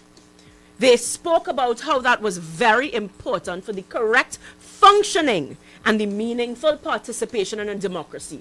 So the muting of an opposition mic, this trying to, I mean, if they go as far as to, as you said, to suspend our opposition senators, they are trying to stop peaceful protesting. And of course, Senator Lyder, a proper attorney at law, would have said, there's nothing, you type in the word protest, there's nothing in our constitution, there's nothing in our law that states protesting is illegal. There's nothing. And when Marsha, right? when the political arm of the state infiltrates into independent institutions like the EBC, Election and Boundary Commission, like the Public Service Commission, like the Police Service Commission, as high up as the office of the president, if you have interference there or perceived interference in that office, you are eroding democracy. Absolutely. And you are taking us towards a dictatorship that is similar and akin to a Maduro led dictatorship in Venezuela, and we saw them dancing the Congo line. They were dancing the Congo line. The blind supporters will say that we are embarrassing the country. Yes. But the truth is, this PNM, Keith Rowley-led government, they are setting us up for international embarrassment. Because had there been nothing to investigate and nothing to warn against, there would be no letter today. Well, that's the bottom line. But what more embarrassing than that kind of choke and wine that the PM do over there with Maduro in Venezuela in that Congo line? That was an embarrassment. Exactly. But the point is that we're bringing it serious, is that we are seeing all the traits of dictatorship. When I remember some 18 to 20 years ago when I went to Venezuela, I remember sitting there, and when you turn on the TV station, you would see at that time it was Hugo Chavez. Yes. Hugo Chavez would come on every single day of life for 2 hours and talk rhetoric and put it into the people's head. And we are seeing that happening now with this clown cart type press conferences on the weekends, when the whole clown cart rolls out and all the clowns come out and do their tricks and acrobats, right? And it reaches a point now where many of the citizens of the population now don't even want to turn on the TV anymore. They say, listen, when it's done, just send me the notes now. Send me the summary notes now. And when we see that our democracy is being eroded like this, Corky and Marsha, that is why we have to say as a people, enough is enough. And that is Absolutely. why the Honorable Kamala Prasad Bisesa has Yes. called upon this nation to join us in the people's revolution. And we are seeing it now. We are seeing where people, through the length and breadth of the country, whether it is St. Augustine, whether it is Debe, whether it is Caroni, whether it's Diego Martin, we are seeing people coming out. They are coming out and protesting bad roads. They are coming out and protesting poor utilities. They are coming out and protesting corruption. They are coming out and protesting the breach of democracy. And they are coming out in their numbers. And when they come out in their numbers, what is happening? They're coming out, they're not rioting. They're coming out for peaceful protest. They're coming out to let their voices be heard so that they have the rights, freedom of speech in this country. A constitutional right to be heard. And when they come out cocky, you know what happening? Police raiding on them, police reaching on them, breaking it up, telling them, oh, you, Scare tactics. what about the super spreader, super what? I have seen it. These people have come out disciplined, standing feet apart from each other, observing all protocols. Look all at what's health going protocols. on with PNM gallivanting all over the place for Tobago elections. Yes. But you want to talk to us about super spreading, where we're standing 6 feet apart. We're not speaking to anybody. Yes. What about when the Prime Minister said Tobago is the place to be? You have no problem getting across their cocky. I come across their party for Sony Beach, and bam! What did I hear today just now? Over how much? 190 something people died in Tobago now from COVID-19. COVID-19 ripping to the length and breadth of Tobago. Unnecessary. And beaches closed and all that. But let me tell you. So that's what we should call. So that's what I want to say, because what we saw today, Marsha, is Victor Roberts, an activist from La Brea down on that side there. And he stood against that. These deaths could have been avoided. He came out. Could have been avoided. He came out to do a march to Port of Spain, dragging a coffin to show the death of democracy, right? To show the people who have died under this COVID-19. And this man did this thing with all health protocol, doing it in the right way, and he was shot down. Let's call Victor Roberts on the phone and let's find out what has happened today. Of course.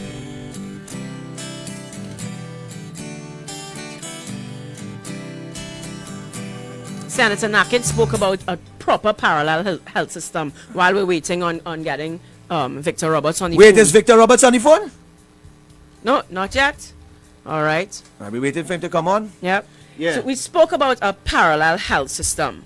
And while we wait, obesity, eating healthy, making sure that we don't have underlying conditions. We had 2 years to really work on a proper campaign to help Trinidad and Tobagonians live a healthier lifestyle. These are the kinds of policies that we should have been putting into place, helping Trinidadians and Tobagonians live a healthier lifestyle, putting things in place to help us to be able to put salads onto our plates, to put, you close down beaches, because in your opinion, when you have a prime minister who the only thing he knows about is beach and golf and leisure, he does not understand that going to the beach is very important for mental health.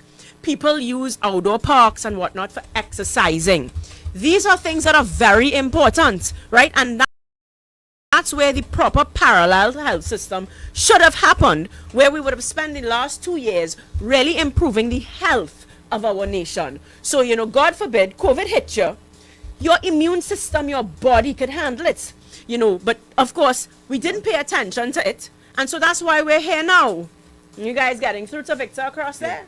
Well, tell me a little bit more about this health. Well, Senator Nakid was really the one who raised it, the real parallel health system. I think they're getting trouble getting through to him, just so you know, because you're seeing Damien going all over the place here, right? Are y'all enjoying Damien's, I've been getting messages, everybody's enjoying Damien's scarf.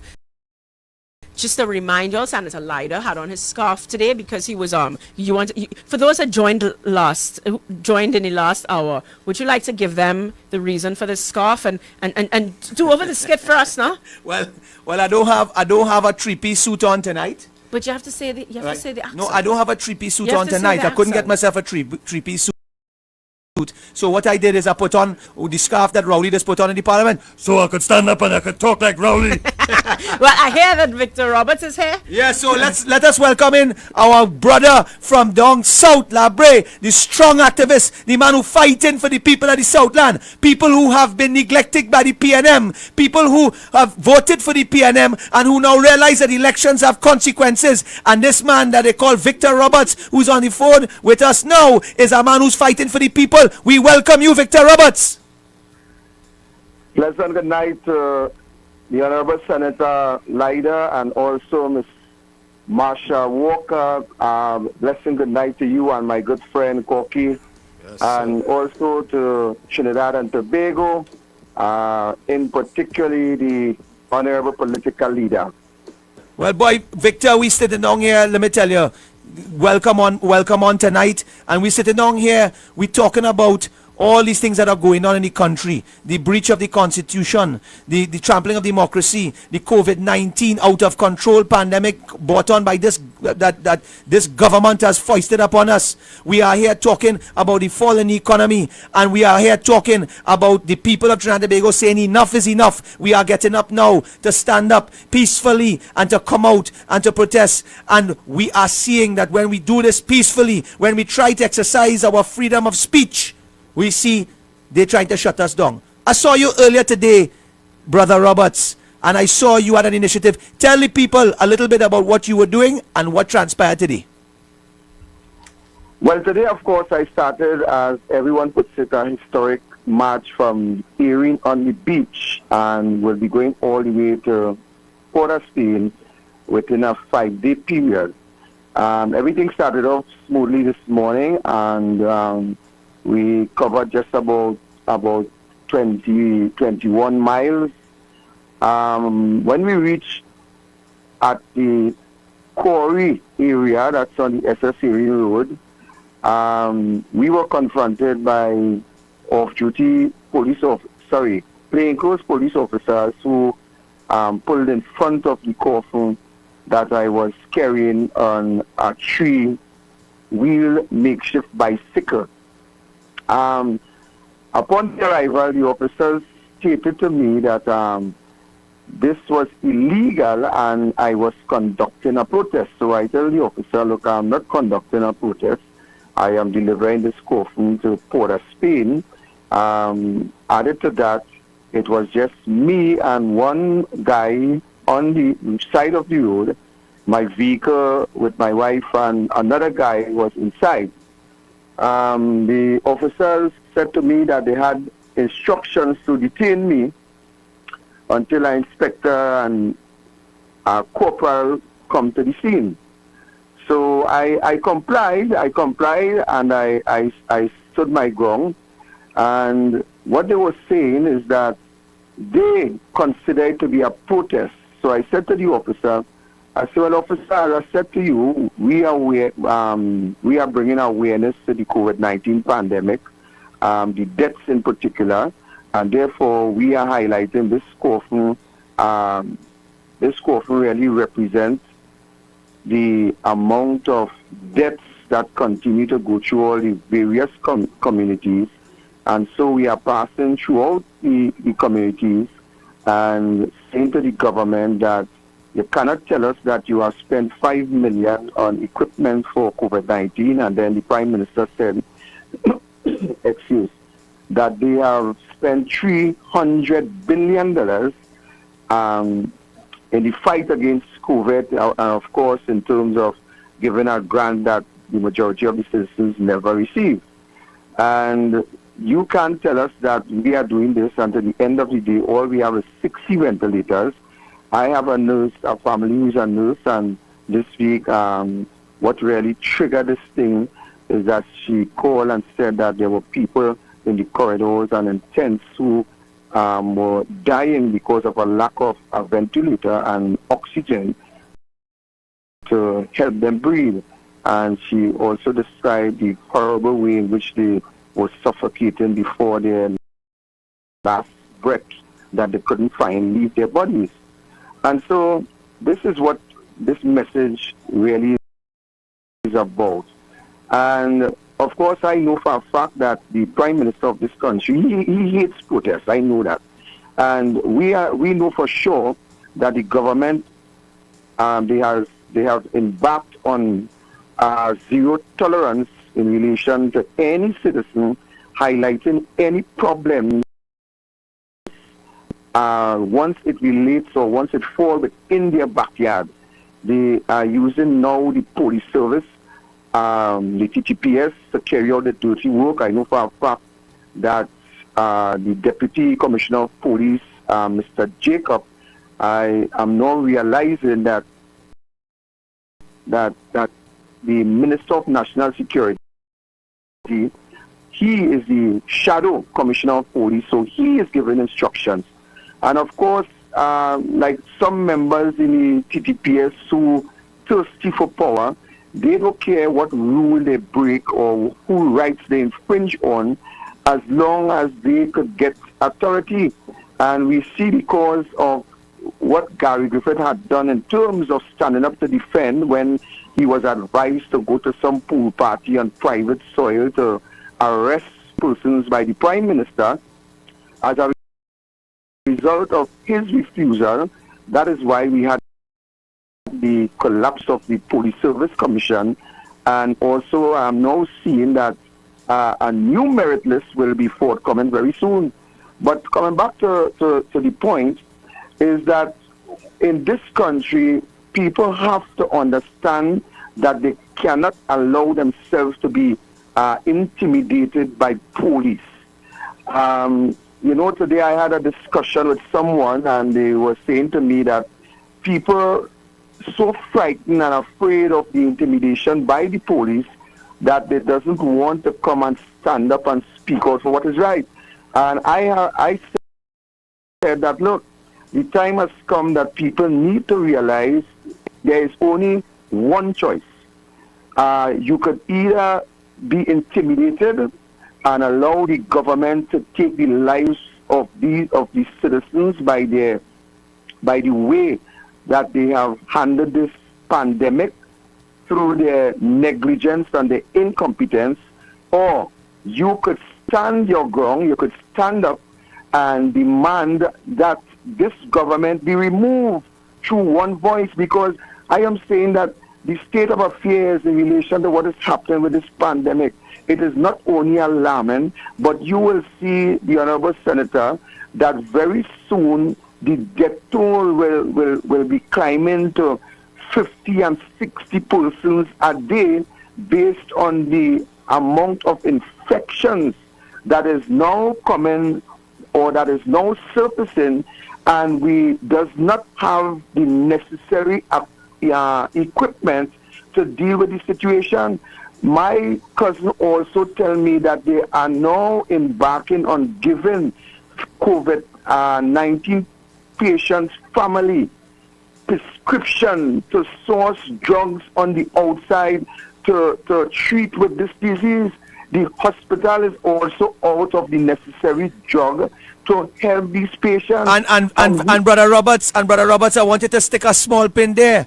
You see when you raise that there, I have something in my hand here. I received it today.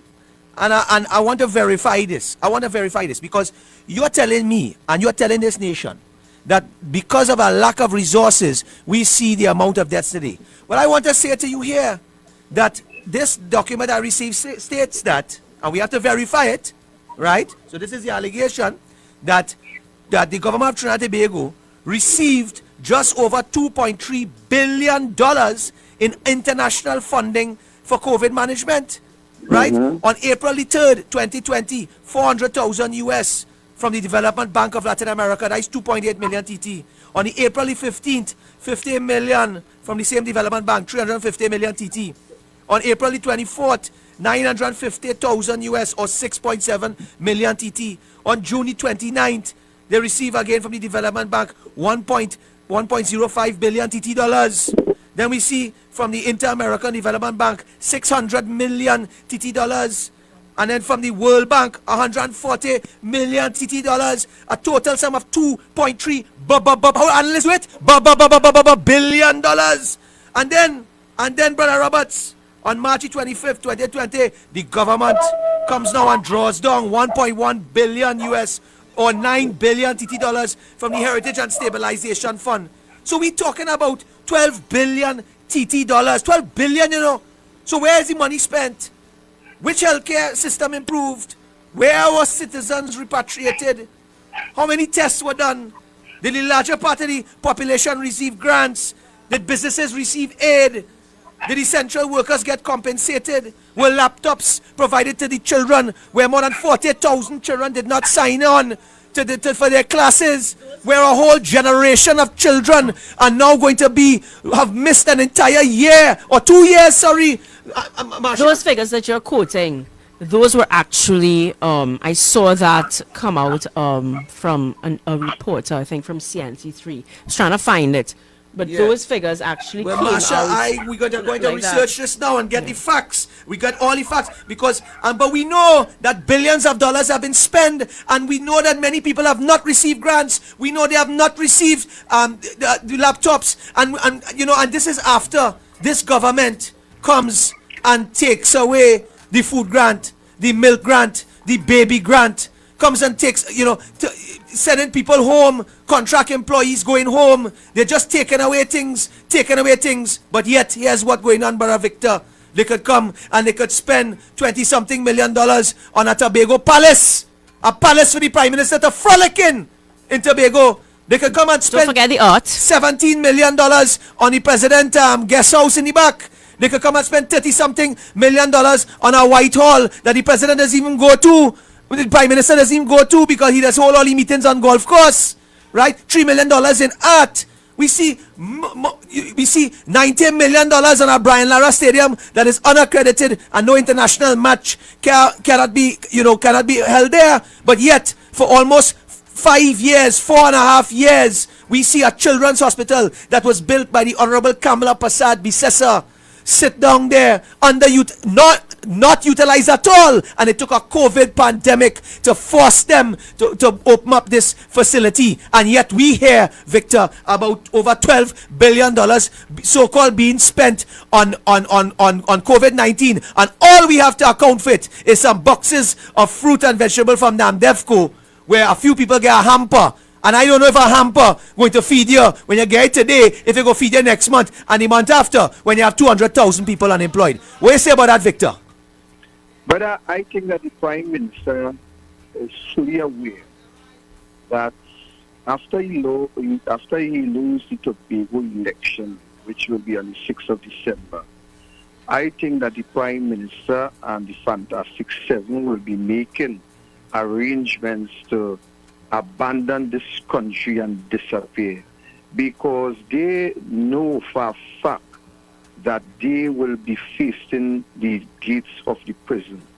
There is so much mass corruption within this government that people not taking the time to examine facts. You see, as I always say, there is so much information available that people sometimes use social media for the wrong purpose, to mind who business and to study who with this one and who with that one. But to look after the affairs of this country, to look into the Constitution so that you can have a first-hand knowledge as to what is your rights and to understand what is going on, the state of affairs in this country. We spend little time doing that. This government, the Honorable Senator, they are a government of mass corruption. I also have some figures here, and I'm talking about factual figures, where this government cannot give account for billions of dollars. This government utilized the COVID-19 pandemic name to steal the money for the future of this country, putting the future generation in jeopardy, simply by saying we spend it all on COVID-19. No accountability, no transparency, and the people in this country, they just sit on that.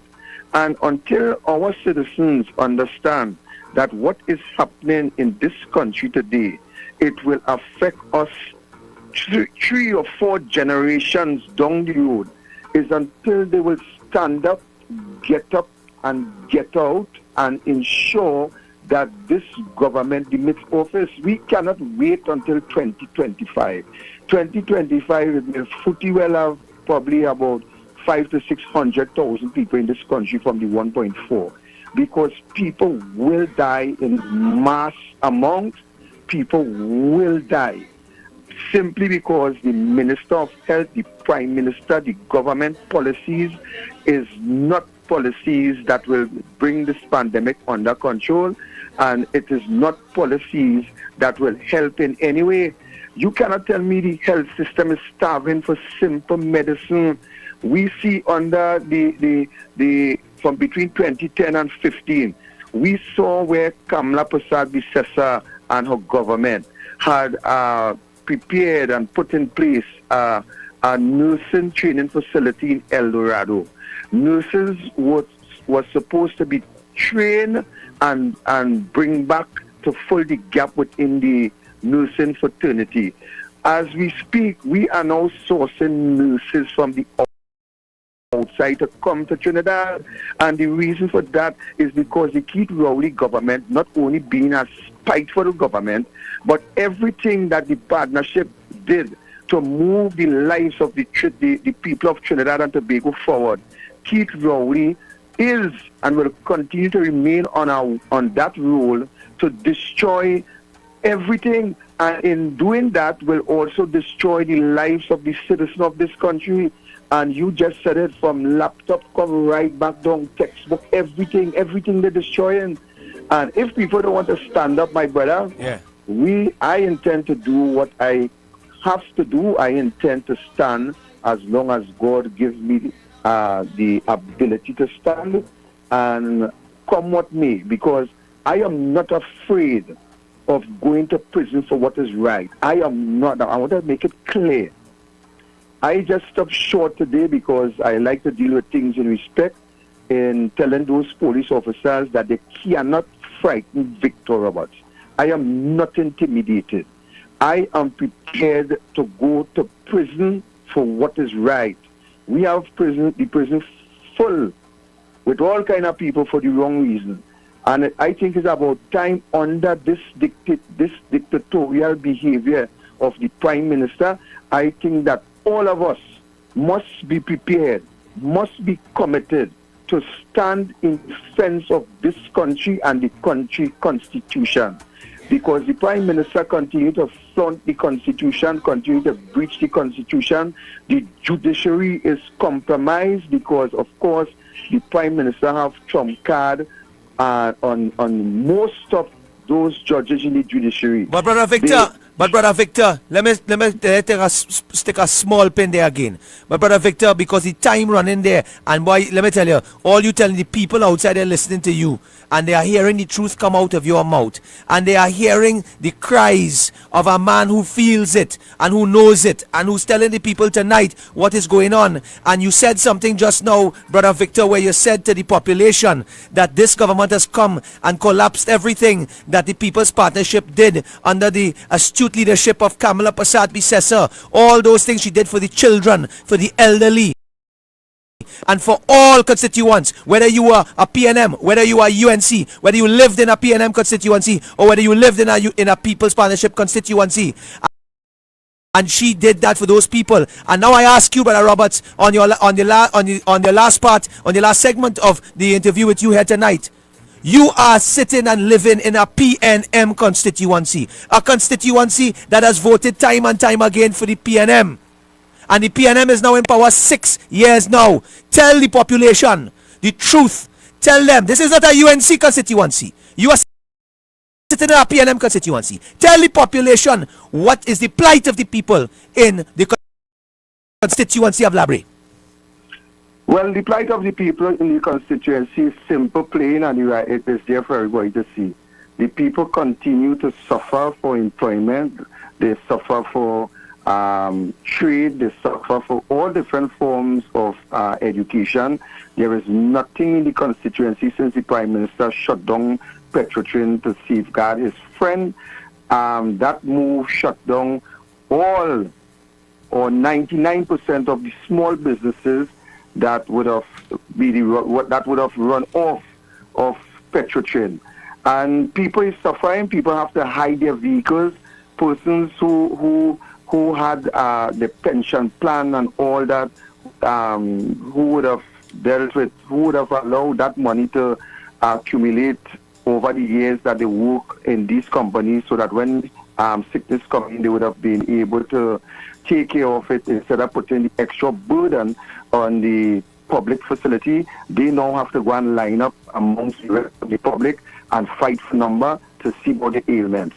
We bad roads, we have water. Some areas get water sometimes once every 2 weeks. Some areas get water once every 3 weeks. As a matter of fact, down in the vicinity area, I also arrangements to try to help people to get truck-borne water. We're in a desperate state in our constituency that has supported the PNM for about 46 years, except in 1986 when the NAI won. And therefore, we are in a terrible state. The Prime Minister came in 2015, promised to do a plywood factory. Today, we're still waiting on that. In 2020, they put up a big billboard and tell the people that a port is coming and a housing scheme is coming. Even though Brea have a natural deep water harbour in Brighton, nothing is coming. Lake Asphalt people kneel and beg for the salary. Lake Asphalt is on the ball of being mudball. Very soon, Lake Asphalt will be no more. And that is what is happening in this country. So what we are now doing is breeding a young batch of criminals, because the Prime Minister, after he removed everything, he introduced the Trinidad and Tobago 4 trees and 30 grams of marijuana. And I always say I have no problem with people who smoke. I don't. It's every school, the hustle within the school system in our area, selling weed. Well, let me take back that. Not every school child, but they hustling to try to make ends meet on an evening. Everybody hustling. And that is the reality, the sad reality of the constituency of Brea. And I do trust and hope that the people learn. We have the Chatham Government School that was built by the partnership in the district of Erin under the local election. We had the Sun in the constituency under Kamla. We had the Presbyterian School in Sita under Kamla Prasad Bisesa. We had the Padoseko Government School under Basdeo Pande. And this is facts. This is hard, raw facts. The trade school closed down under the PNM. The carpenter shop closed down under the PNM. NEFC Padoseko closed down under the PNM. The youth camp closed down under the PNM. Everything, the apprentice program in Santa Flora closed down under the PNM. And as I said, Petrotrain. So every disaster that we face is as a result of the PNM. Oh God, Victor Roberts, if you continue, we might be whole night talking about Brea. I just want to invite you to say some closing words to the people and let them know about the fight we're fighting. So I want to urge the citizens of this country that our leader have embarked on the People's Revolution. This revolution will continue to highlight all the ills by this government, the mismanagement, the failure, the incompetence by this government. And I am asking each and every one of you to come on board. Come on board and let us hold all to account. Not only the PNM, but when the UNC forms the next government, let us also hold them in account also. You have to remember as I close that this country belongs to the resources, the wealth of the country belongs to all of us. And if we continue if we stand, and hold governmental account, Trinidad and Tobago will be a better place. So I thank the Honorable Leader for the vision in starting this People's Revolution, and I vow to do what I could do to assist and to ensure that democracy returns to Trinidad and Tobago. So thank you for your time. God bless Trinidad and Tobago, and everyone have a good night. Thank you, Brother Victor Roberts, a man of strength, a man from the ground, a fighter, a man prepared to go to jail for the rights and of the people of this country, for democracy. And my brothers and sisters, so we are going to take a short break now, but before we go, Marsha has a few words to tell us. She win the advertisement challenge now, so she has a much more beautiful voice than I do. Go ahead, Marsha. Go ahead, Marsha. All this mama gets Before we go, we want to thank our sponsors, Island Hobbies. You can find them on Ryson Road, Port of Spain. They have the largest variety of toys in the Caribbean and South America. No one one can beat their prices. If you see it cheaper anywhere else, prove it, and they will beat it. They're open every day till late, Sunday to Sunday, 11 p.m. on Christmas Eve. Even Santa buys from them. Waves Restaurant and Bar, Grafton Beach, Black Rock, Tobago. Great ambience, fantastic prices, vaccinated dining, all COVID protocols observed. Full premium bar available. Call Waves and make a reservation. To make a reservation, it's 731-4646. Fresh Street Market. They are on number 3 Andrew Lane, corner Churchill Roosevelt Highway and Andrew Lane, Dabity, Mausaka. Opening hours are Monday to Saturday, 7:30 a.m. to 7:30 p.m. and Sunday, 8 a.m. to 7:30 p.m. And finally, we have the Legrand Corlon Spa Resort at Stonehaven Bay, Blackrock. Bed and breakfast rates are available. To book, call 283-325-97 or 463-2946. That's it, guys. We see you. We're going on a break. Don't go anywhere. Don't go anywhere. We'll be right back and we'll be taking calls. All right. Get your phones ready. Mr. Big Man wants to be richer, while the poor man slave and suffer, but that can't work. To be poor is a crime. Man, I know that in this your time. Free a man, please. But if they free his heart. Poor people fed up, fed up. Well done, Mr. Politician Man. You done a wonderful job at tear down the country demolition man. Civily Bank, well done, Mr. Politician Man. You done such a great job selling out the country with your business plan. Okay, Rudolph, make her right. Then, hold on. Mrs. Claus sent a WhatsApp. The elves are hungry. Pick up a Royal Castle Queen bucket, a King bucket, some royal wings, a family meal, a few combos, some extra delicious coleslaw, crinkle cut fries, potato salad, and a snack box for yourself. Oh, and don't forget that delicious honey mustard sauce. It's really lashing. Okay, Rudolph, let's get that delicious local Trini flavor. Royal Castle, here we come. Royal Castle is the local something that makes it all taste better. Happy holidays from Royal Castle.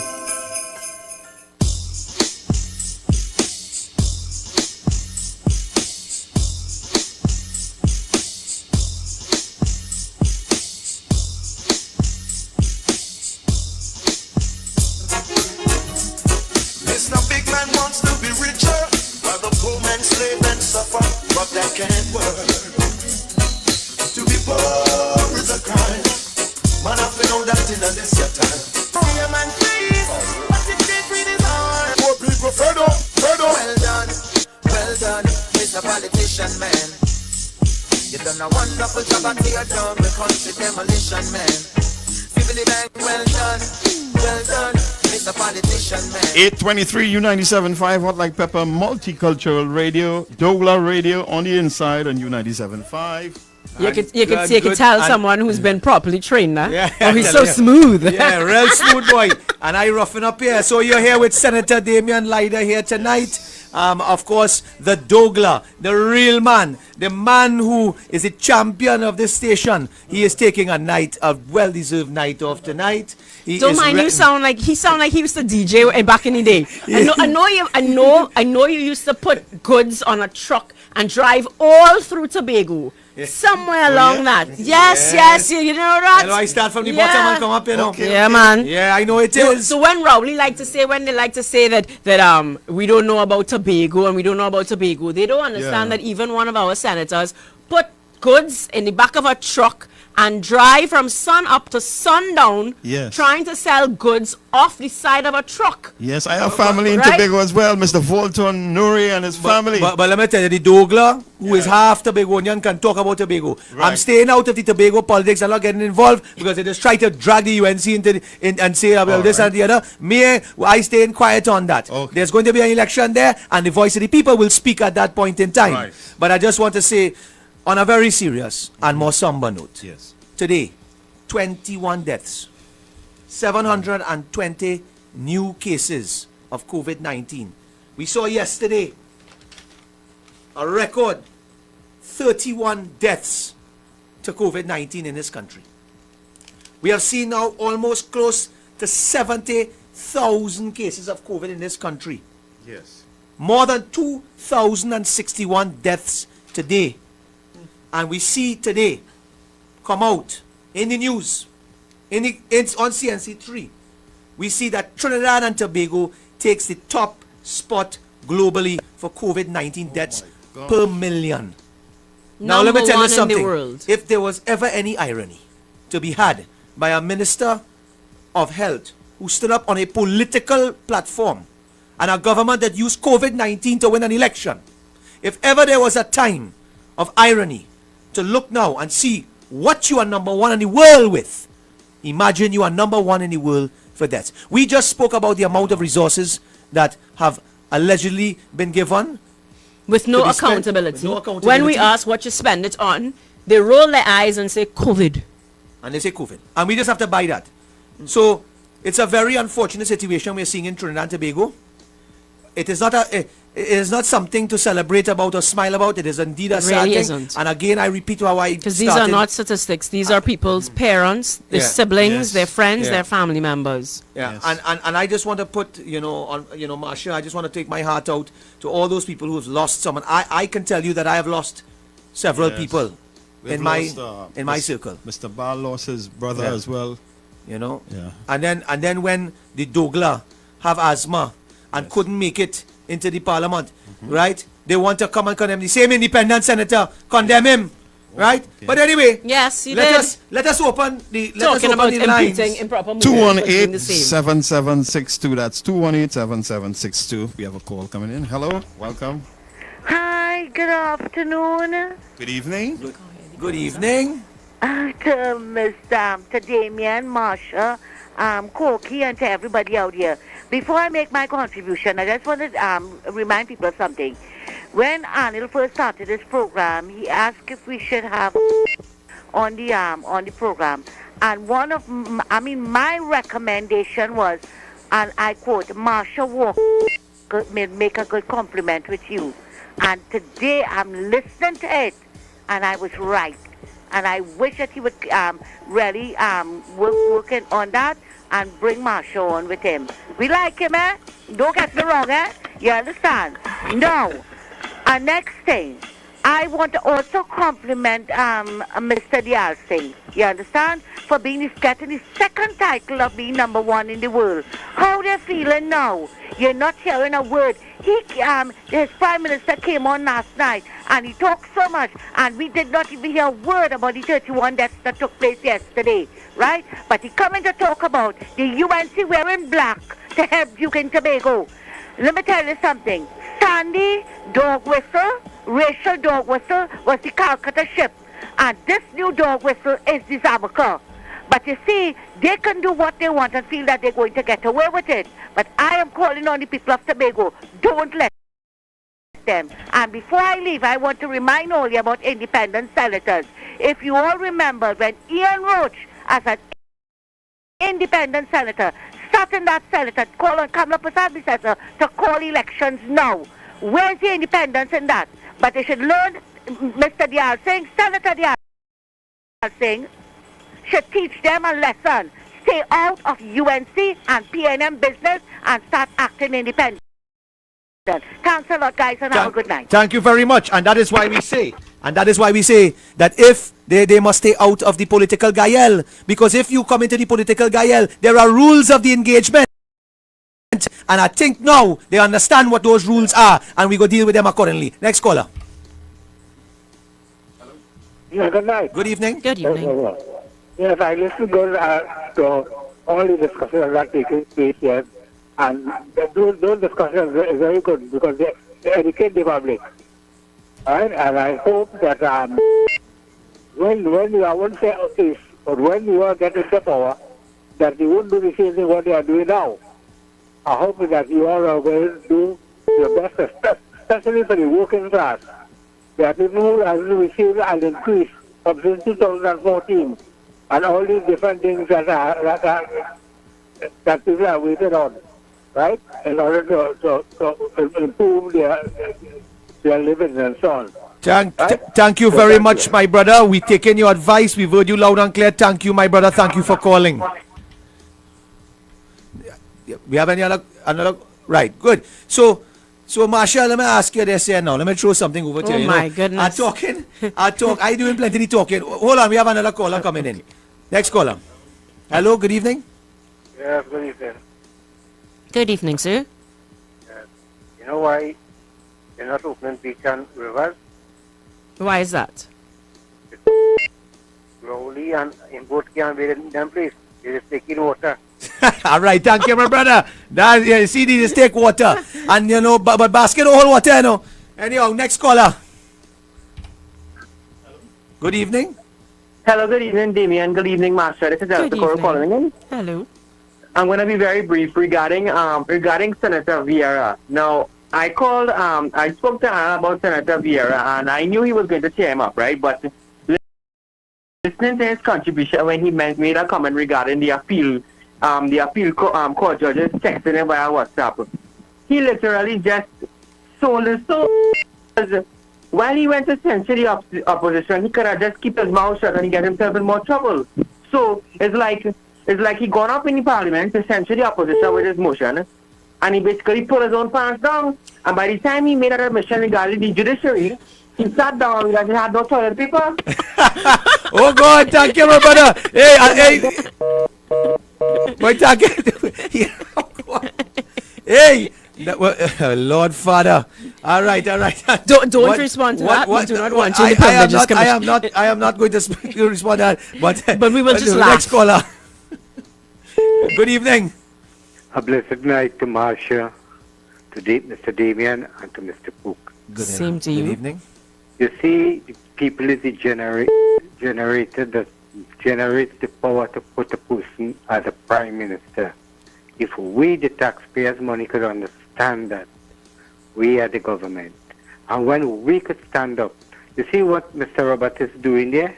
I think people should at least come out and give him a wave and give him that strength to reach.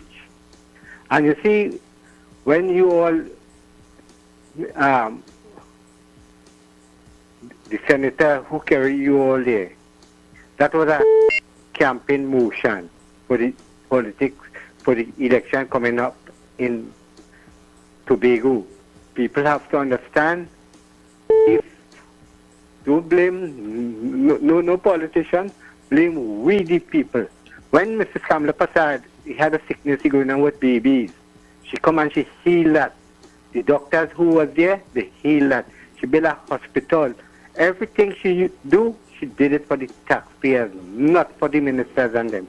And you all have a blessed and wonderful night. Thank you very much, my brother. And remember to call 218-7762. And you know, the last caller made a very valid point, Marsha. You know, the people are the ones who make the choice, and elections have consequences, and the people are truly feeling the consequences of that today. With the pizza pay for Paul, because I didn't make such a decision, huh? And I taken all the consequence. Okay, next caller. Good evening, sir. Yeah, waiting to get on the program. Good evening, yes. Hello, good evening. Yes, good evening. Good evening to Senator Lyder and Ms. Walker. Hello. And Victor Roberts. You all remind me of the energy I had 35 years ago when I was NAR activist in St. Joseph, trying to wipe PNM off the map. You know what I mean? You all had that same energy. Well, thank you very much. And that is excellent, right? So first things first, I remember Victor Roberts was on Arnold's program a couple of days ago talking about his activism when he was going out for election and he was asked not to go up.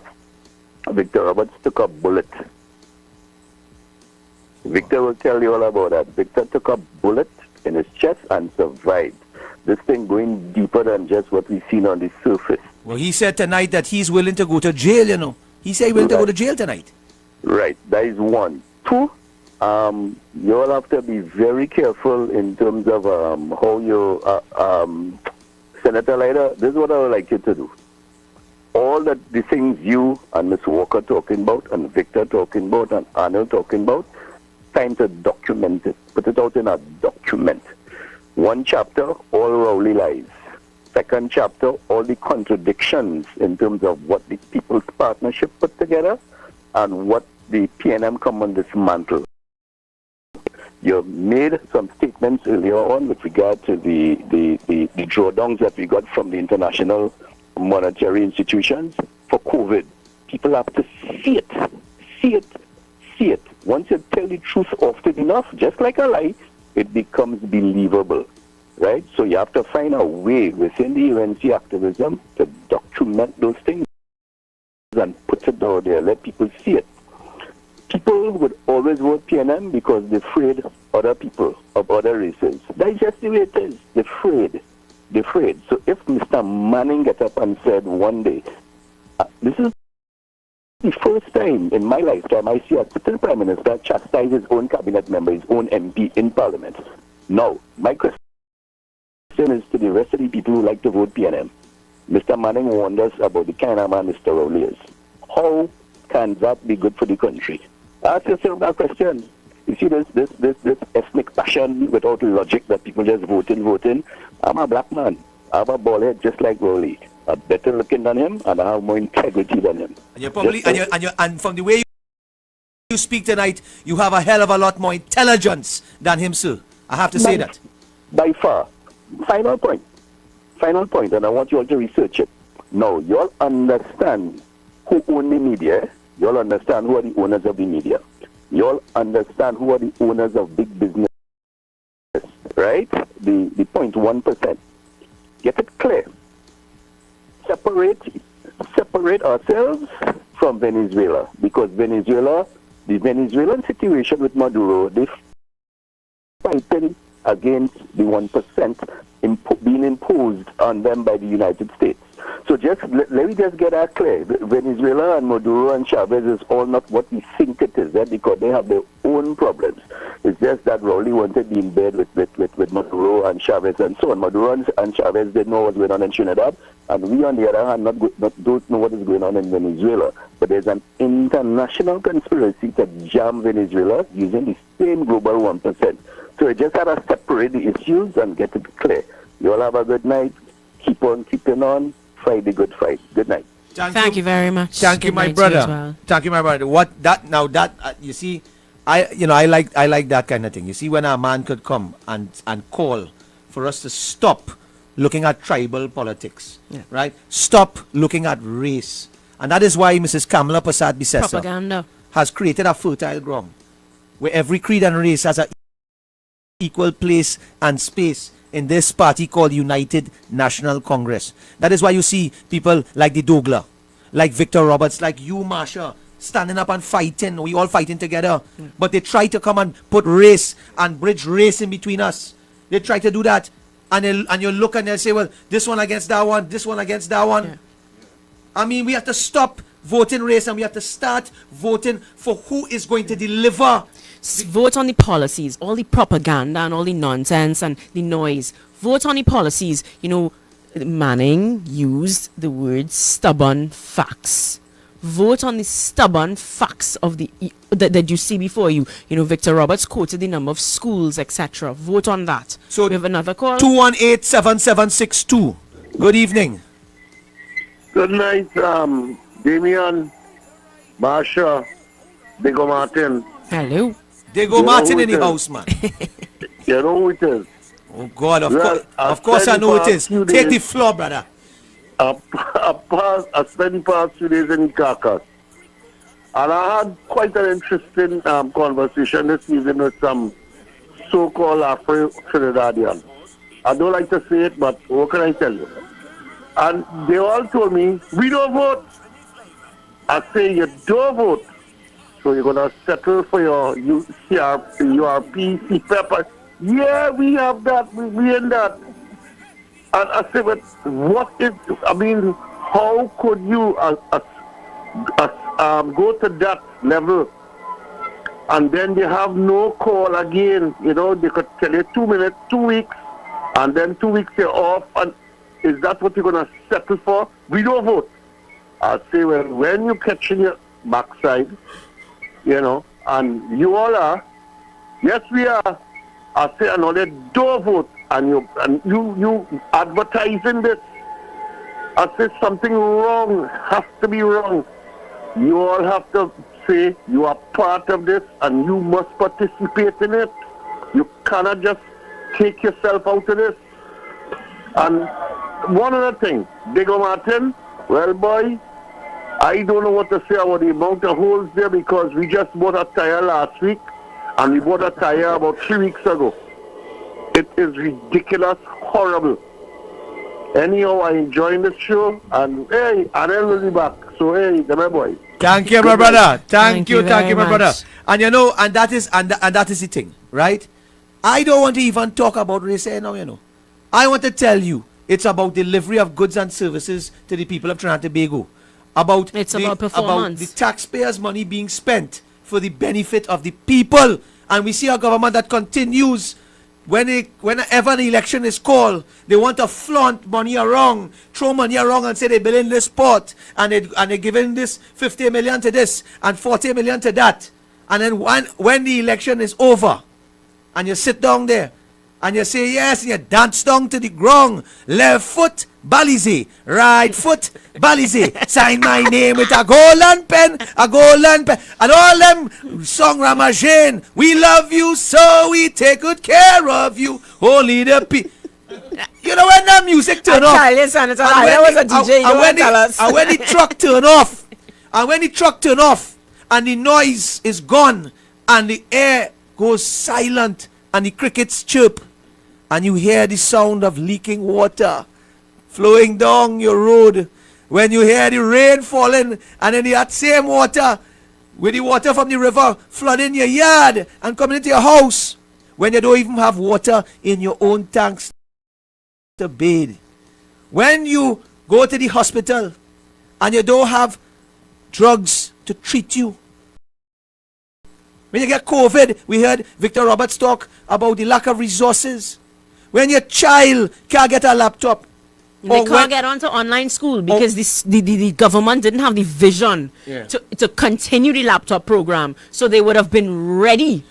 You're right. And when you see all of that, and your children bawling in hunger, and you have no job, you have no milk grant, and you have no grant to help you when you don't have that job, I want you to go and turn on the radio and play the song. We love you so we take good care of you. Only the PNM has a plan. We love you so we take care of you. Yet everybody's suffering in this country. Regardless of your race, regardless of your creed, regardless of religion, regardless where you come from in this country, people are suffering, Marsha. They're suffering in this country. 218-7762. We have only about a few minutes remaining in the program. So we could take in any last minute calls, call in. But Marsha, while we're waiting here, we heard the last caller speak about Diego Martin. Yes. And I want to hear something about Diego Martin. Well, you know, it's funny because one of the other callers, you know, he said to remind the citizens that we put them there. And I remember saying to the constituents of Diego Martin West that we had a special role. We got to choose whether or not Keith Christopher Rowley would come back as Prime Minister of this nation. Because even, I mean, the thing about it is, you know, and I don't know if you sat, how long you sat in if you were in the Senate back then as well. But, you know, you hear the honorable political leaders speak about sitting in Parliament with the late Patrick Manning, and she would say that he was a gentleman and that they were on opposing sides. But the Parliament didn't have that kind of culture as it has now. And this is not the first time. And you hear that constantly. You know, Diego Martin West had an opportunity to, for the very least, get rid of the Prime Minister. And with that one, we have a call coming in there. All right. Yes. Hello, good evening. Hello, good evening. Hello. I'm calling from Canada. Oh, hi, Canada. Oh, Canada. That's where you study, Damien. Yes, ma'am. All right. Tell me, my brother. Yeah, I want to get around to douglAR politics. You are on douglAR politics. Unfortunately, the douglAR is not here, so you are stuck with Marsha and Senator Lyder. Yes, I'm watching it right now. So I just wanted to make to say something. Because our country is suffering, and it hurts us to know that from this distance. It hurts us also at what's going on in the country. Well, but what I want to suggest we do, right? I want to suggest that that party, the UNC, has to change the face of the party. They talk about race, so you have to beat them with their own thing what they're doing. Kamala should resign as leader. No, I cannot agree with that. I mean that might be your opinion. Everybody entitled to their opinion, but at the end of the day, we are seeing now a political leader in Kamala Persad-Bissessar who is standing up against this vicious dictatorship called the PNM. Right? All who want to talk what they want to talk about Kamala Persad-Bissessar. Yes. Every day this lady gets up. Yeah. Every day she gets out. And every day she fights for the rights and freedoms of this country. So I am not going to listen to anybody. Yeah. I'm not going to listen to anybody. She was voted in as our political leader, and we must respect the democratic process. I will listen to that. And Marsha has a very good point. Because there was an opportunity in the internal election. Yeah. For one person may feel that way, but they have to respect that was not the majority feeling. Unanimously. Yeah. Next caller. Good evening. Yeah, that black caller you get it. You know we did. That's all right. Well, it's a Friday evening, you never know. He might sip a little. It's okay, you can have an opinion, but she put herself up. There was an internal election, and the majority of our membership voted for her. We want her. So thanks for the last caller. Next caller. Good evening. Good evening. Good afternoon. Good afternoon. Good evening. To everybody in heaven. This lady born to Kamla and Kamla. These people never run a Sunday school or nothing at all. You understand? We put this woman run a country with no problem. Real good. No COVID, nothing at all. We were living in heaven. Yes, correct. It's right, my brother. And let me tell you something. Under the 5 years that Kamala Persad-Bissessar was the Prime Minister of this country, if I'm not mistaken, we got over 106 schools being built. We got hospitals in Tobago, Teachers Hospital in San Fernando, the Couva Children Hospital, the Arima Hospital was... Big Yard in Diego Martin West saw water up the hill for the first time in history. And when you talk about Diego Martin Northeast, we saw Paramin get not one but two schools, a primary and a high school up there, when those children used to sit down under a roof for years in the seat of the finance minister of this country. And that is something you do not see with the PNM. They do not spend money in a safe seat, a UNC safe seat. Yeah. We built things and did things in the PNM safe seats because we were truly a government for all. It didn't matter whether it was a safe seat or not. And so we come back now to Diego Martin, Marsha. We spoke about the water. We spoke about the schools in Paramin. Tell us more about what went on in Diego Martin. Well, I want to go to MP Charles speaking about the swing voter. Now, when you look at what is considered a safe seat, a PNM safe seat, and the numbers are actually quite interesting because a UNC safe seat, you tend to see that they win with 70+%. In the Prime Minister's constituency, what's considered a safe seat, he actually has never won with more than 50%. I think the highest was like 46%. Right. What you see in that constituency is a non-voting constituency. So I have to agree with MP Charles. These people that believe that who you vote for, it didn't matter. It absolutely matters, and hopefully now they will see. It's unfortunate it would have taken a pandemic, but you need to come out. And I believe, you hear me say it all the time, forget the propaganda. In Diego Martin West, sit and think about the people that are in front of you and say, okay, who will deliver? We have an MP whose office is closed at the moment. I went this year, I think 2 months ago, to visit the MP's office because of course we were trying to help with leaks in the roads and stuff like that. And the lady there said, and she's a lovely lady doing her job, and she said, well, all MP's offices are closed. I said, well, that's not true. She said, yes, I can confirm that all MP offices are closed Marsha, due that to is the not, pandemic. Marsha, that is not true. So I told her, Let me tell you why. She Oh, didn't stick know a who pin. I was. Stick a I pin. said all UNC Let offices me tell open. you why it's not true.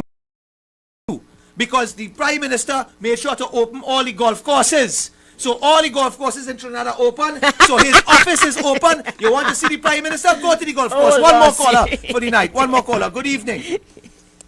Good evening. Damien, Good evening. you see, Mrs. Kamala, she was the revolutionist for education in the 21st century. Every single taxpayer's children could have get a laptop. And when people could come and say, change the... You know, she's such an intelligent person. She don't go on the street and be this and be that. She just come out and go in the right places to take people and make them answer for what they are doing with taxpayers' money. That is the power of this lady. People must understand her. Have a blessed and wonderful night to you all. Thank you, my Same to brother. you. Have a good weekend as well. Thank you for that. And ladies and gentlemen, we are coming down almost to the end, but I've seen one more. I feel I have to get one more call. One more call there, Corky.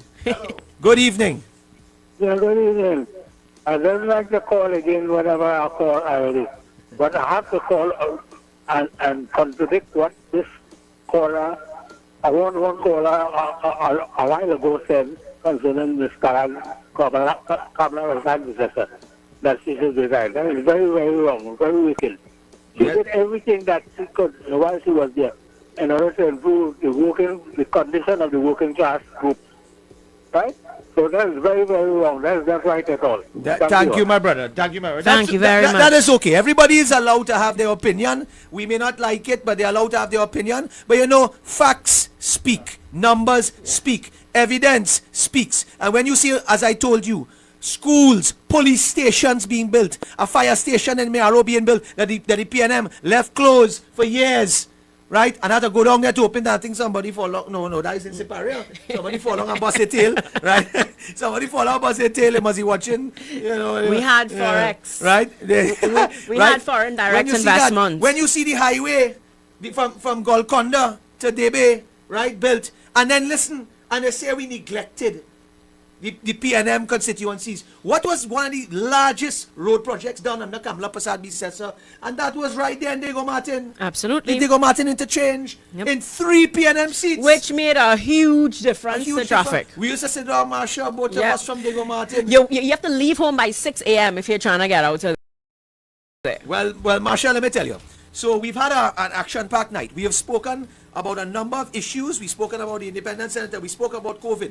We did not get an opportunity tonight with the few minutes we have remaining to speak about the crime statistics that are or the out of control crime in this country.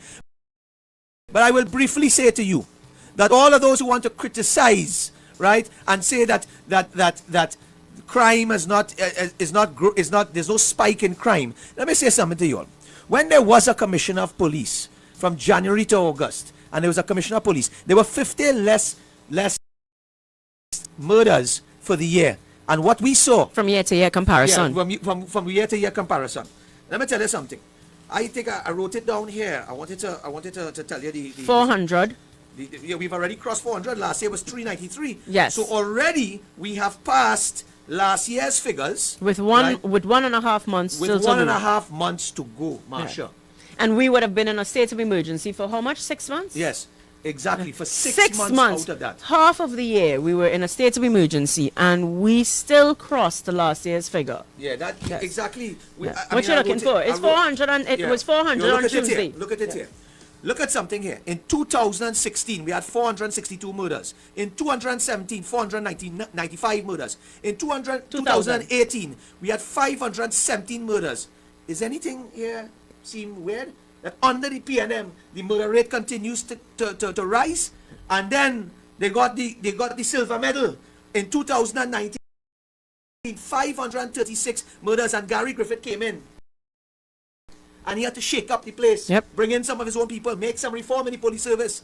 And in 2020, he was able to get the murder rate down to 393. And we saw in August that he was 50 murders behind that of 2020. And then all of a sudden, collapse of the Police Service Commission, no commissioner of police, constitutional crisis. And Prime Minister has no confidence in him. And Champagne breaking up on all and 21 gun salute with the criminals and bow murder rates that, and we see it fly ahead. We see it now crossing 400 murders now with a month and a half to go. Left. We are going to see with the state of the economy, we are going to see crime continue to escalate until the people finally call on this government to call an election and let the people once again put a government in power that will care about the people, that will care about safety, that will care about the health of the people and the COVID pandemic, that will care about children and their education and laptops, that will care about jobs and the economy, that will care about the citizens and the democratic rights and the constitutional rights of every citizen of Trinidad and Tobago. We call on the PNM to call this election. Let the people put back a government led by Mrs. Kamala Prasad Bisesa and the very capable team of the United National Congress who can come and right the wrongs that we are seeing here today. Marsha, you have any closing words? Listen, you speak about our children. Generations will be affected. This is not just about you. This is not just about us, our generation. The decisions that we make today will affect our children and our children's children. If we don't stand up and fight today, we will leave a country where our children will be told to sit and hush. So we need to stand and fight while there is still time. Thank you, Marsha. And as we close here today, ladies and gentlemen, I'd like to tell the population to have an absolutely safe weekend. Please be safe. Take all your precautions with the COVID pandemic the way it is now. We continue to encourage you to go out and vaccinate. We continue encouraging you to follow the health ordinance, act in a safe and responsible manner. And we wish you a very good weekend. And I want to end this program. Well, we should thank them for spending their Friday night with us. Yes. You know, they didn't, because the numbers seem to be good, and you know they didn't say, "Oh gosh, who's that, douglAR?" Well, we hanging up, so we're thankful. Who's this fella with Rowley scarf on? Who's this fella that impersonated Rowley with Rowley scarf on? So we say to people, we want to end it with the douglAR song. The douglAR have a song, and he wants you to hear this song. douglAR, listening to it. Good night, everyone. Blessed good evening. We refuse to be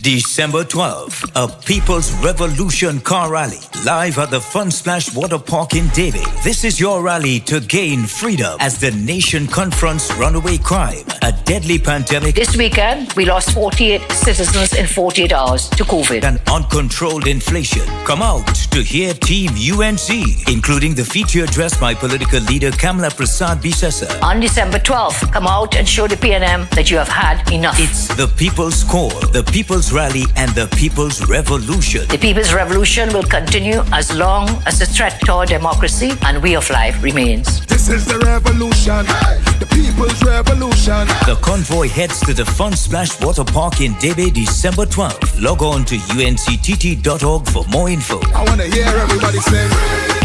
Everybody sing freedom. Man and woman